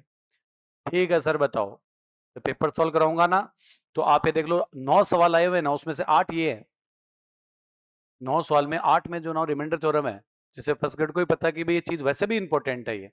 तो सवाल गुरुजी एक छोटो सो मान बता दो, ज्यादा बड्डो मत बता जे। ठीक भाई, बहुपद F x is equal to, ठीक है, पहले उससे पहले मुझे एक बात बताओ, जैसे मान लो, अगर मान लो मैं ऐसे लिखूं कि एफ एक्स आप मुझे सॉल्व करके बताओ, मैं आपको पूछ रहा हूँ कोई 2-3 बातें, एक्स स्क्वायर प्लस 2x-1, अगर मैं यहाँ पर x बराबर 2 रख दूं तो इसका मान क्या होगा बताओ। सही है, अगर मैं लिखूं कि एफ एक्स बराबर एक्स की cube minus 3x² plus 3x-5, इसमें अगर मैं x बराबर 2 रख दूं तो यहाँ पर मान क्या होगा, या -2 रखो, x बराबर -2 रख दूं तो इसका मान क्या होगा, पहले मुझे ये बताओ, छोटी छोटी बातें ये बताओ पहले, इसे मान रखने पर इसका मान क्या होगा, तो आप कहोगे गुरुजी मैं बता देशू, इसमें अगर आप x बराबर 2 रखोगे ना, तो आप बोलोगे गुरुजी 2 का स्क्वायर प्लस 2 गुणा 2 -1, 4, 4 -1, 8 में से 1 गया 7, कोई दिक्कत है क्या किसी को, अगले का बताना कितना आएगा।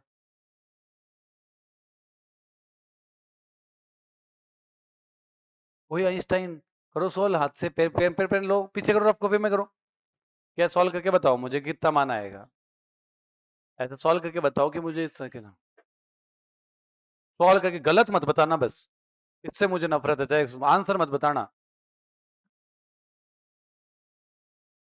तो ये तो एकदम सही आंसर बता दो मुझे जल्दी से, क्या आपको ऐसे मान रखना आता है, मेरे को नहीं आता, मेरे माइनस माइनस मेरे गुरुजी दिक्कत हुआ है, मेरे पक्षांतर में बड़ी दिक्कत है, मुझे समझ में नहीं आता।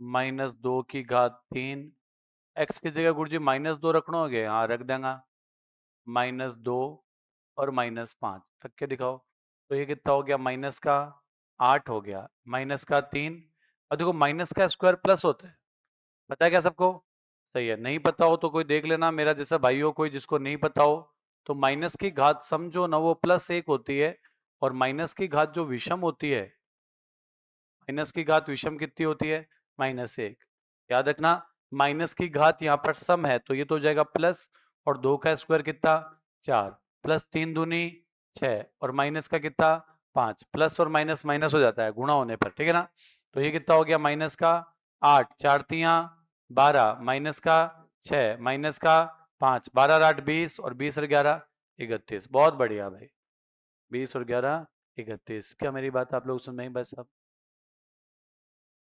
वैल्यू रखना आता है सबको।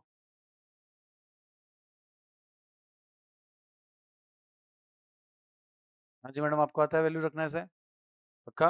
चलो एक और मुझे बताओ, फिर ना फिर अपन क्वेश्चन सॉल्व करेंगे, वही नहीं आ रहे हो ना तो दिक्कत हो जाओली, बुरे लगेंगे अपन एग्जाम में।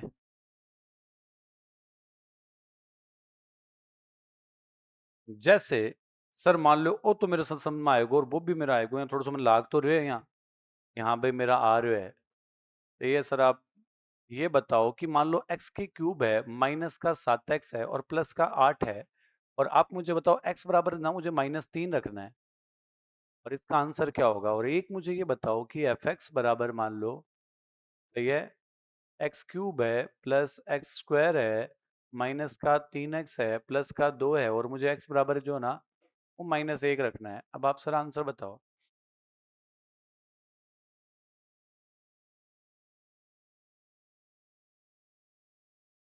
पहले का 2 आएगा क्या, हाँ करो करो सब सॉल्व करो, रुकना नहीं है, खुद सॉल्व करोगे तब सीखोगे, मैथ है।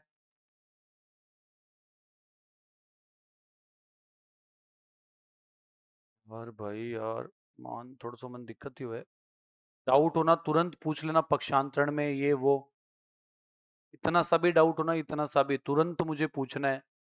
सवाल किसी भी कंडीशन में गलत नहीं होना चाहिए। तो आपको पक्षांतरण करना नहीं आता ना, कोई बड़ी बात नहीं है।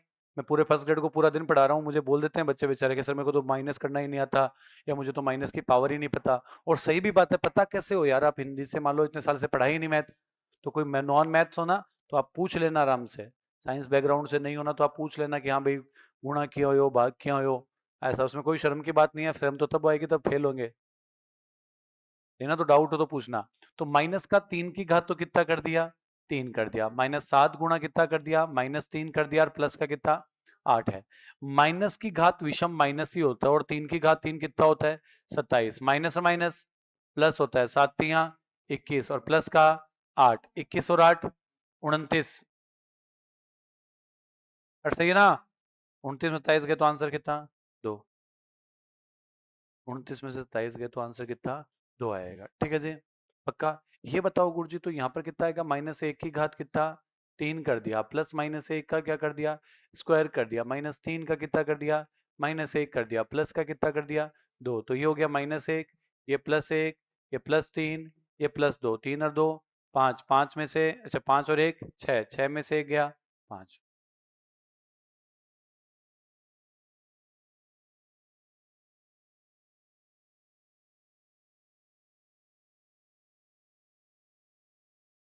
पक्का।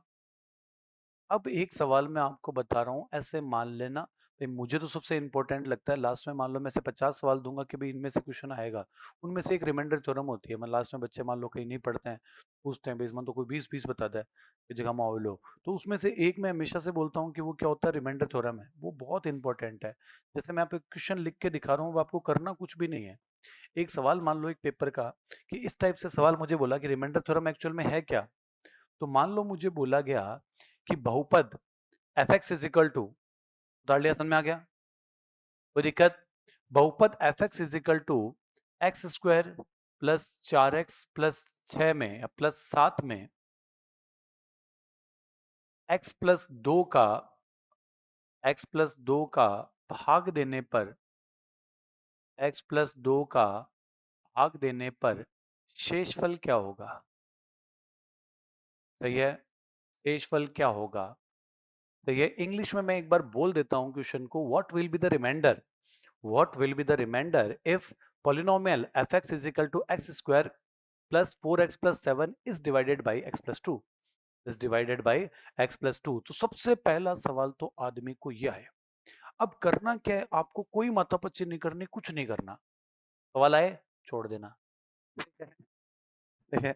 करना करना क्या है, करना ये है कि देखो, ये सवाल ये है कि इसमें मैं इसका भाग दूं ना तो शेषफल क्या आएगा। तो एक छोटा सा काम ये करना है कि जिसका भाग देना हो ना उसके बराबर 0 रखना। पहला काम, जिसका भाग देना हो उसके बराबर 0 रखना है। मैडम जी याद रखना, अपन आता ही 2-4 आवे, ठीक है। जिसका भाग देना हो उसके बराबर 0। तो जिसका भाग देना है, तो मैंने कहा सर x प्लस 2 का भाग देना है, तो x प्लस 2 के बराबर 0 करके x का मान निकाल लेना। x का मान कितना आया, x का मान कितना आया, -2। क्या मेरी बात सबको समझ में है, सभी महानुभावों को समझ में आ रही है। अब आपने कहा सर रिमाइंडर कैसे निकाले, शेषफल कैसे निकाले, आर कैसे निकाले। तो रिमाइंडर निकालने के लिए आपको कुछ नहीं करना, जो ये x का मान -2 आया ना, ये बहुपद में रख दो। ठीक है, आपको कुछ नहीं करना। अगर आपको क्या शेषफल निकालना ना, तो जिसका भाग देना है उसके बराबर 0, और जो x का मान आए ना वो आप रख दो बहुपद में। तो बहुपद में आप x की जगह -2 रख दो। तो यहां रखा, -2 की घात कितनी, 2 प्लस 4 गुणा -2 और प्लस का कितना, 7। तो ये कितना हो गया, 4 माइनस का 8 प्लस का 7, बोलो, माइनस का स्क्वायर प्लस 2 का स्क्वायर 4, 4 दूनी 8, 7 और 4 11, 11 में से 8 गए 3। तो इस क्वेश्चन का आंसर 3 आएगा। क्या जी मेरी बात सुन रही है। ये एक क्वेश्चन है तो 8 क्वेश्चन फर्स्ट ग्रेड के सॉल्व हो सकते हैं इससे। तरीका सब में सेम ही है, तरीका सब में सेम है, बस लाइनें चेंज करता है कि पूर्ण है, विभक्त है, गुणनखंड है, फलाना डीम का, वो आगे लाइनें चेंज करेगा। लेकिन मेरी ये बात समझ में आई क्या, रिपीट कर दूं, जिसका भाग देना है उसके बराबर क्या रखना है, 0 रखना है। सही है, वहां से x की वैल्यू आएगी, तो जिसका भाग देना है उसके बराबर 0 रख दिया, x की वैल्यू आ गई। और जो x की वैल्यू आए ना वो बहुपद में रख दो और रिमाइंडर आ जाएगा। लिखूं क्या लाइन? है, लिख देता हूँ। स्टेप अपन ने क्या बाकी किया?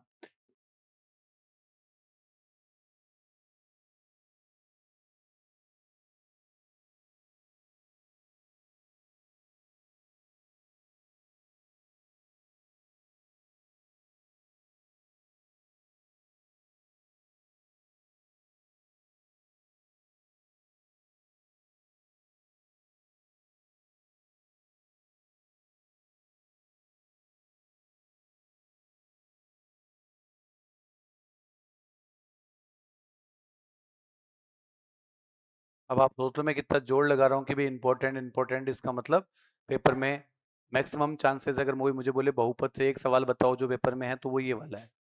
ठीक है ना? और दूसरा,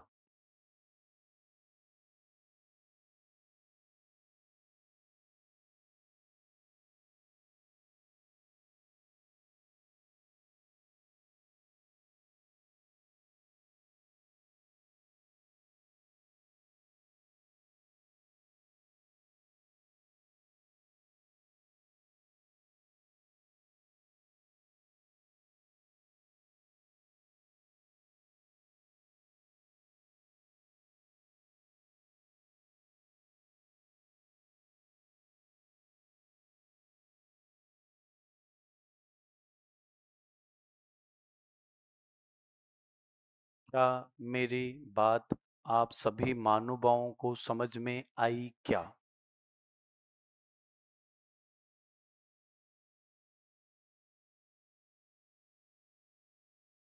सही है। एकदम अपन ने जीरो से स्टार्ट किया यार, देखो अपन फर्स्ट ग्रेड तक पहुंच गए हैं। अब मामला अटकना नीचे, ऐसे नहीं कि छोड़ दूं फलाना ढिमका। तो ये स्टेप मैंने आपको बता दिया है।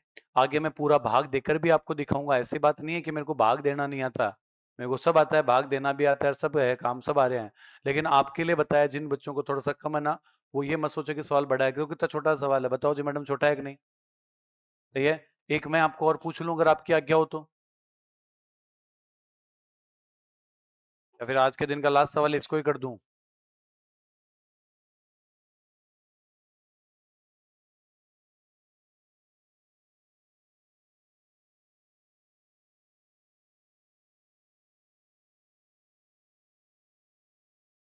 हाँ जी, आप बताओ, सुन में आया? पक्का? कि जिसका भाग देना है।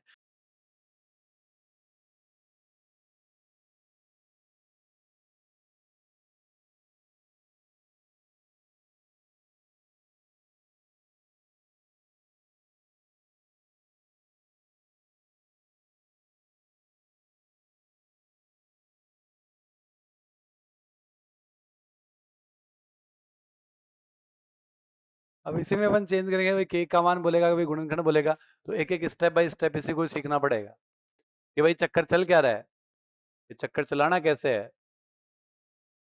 मुझे लगता है आप अगला तो लिखाने नहीं दोगे। चलो फिर ठीक है, लिखोगे एक सवाल? एक लिख दें? नहीं, बाकी अब कल करें तो ज्यादा हो जाएगा, फिर आप लोग मुझे गालियां निकालोगे तो ज्यादा। नहीं, प्रैक्टिस तो आपको करनी नहीं है मेरी। अब मैं रहूं ना तभी प्रैक्टिस करना है, घर पे इसको ट्राई मत कर लेना। नहीं, माँ तो दुख चलो लो, फिर मेरी गारंटी नहीं है, फिर माँ तो कौन थम लो ना। आप मेरी सेंस में मैं रहूं ना तभी सवाल सॉल्व करें। सही है ना? बहुपद F x is equal to x की cube plus 3x² plus 3x+5 में x+1 का भाग देने पर शेषफल क्या होगा? x+1 का भाग देने पर शेषफल क्या होगा? बस आज के लिए इतना ही बताएंगे आपको, बाकी आपको कल बताएंगे। आराम से आप सॉल्व करना। आपका दिन मंगलमय हो। सही है, आपकी बढ़िया हो सब।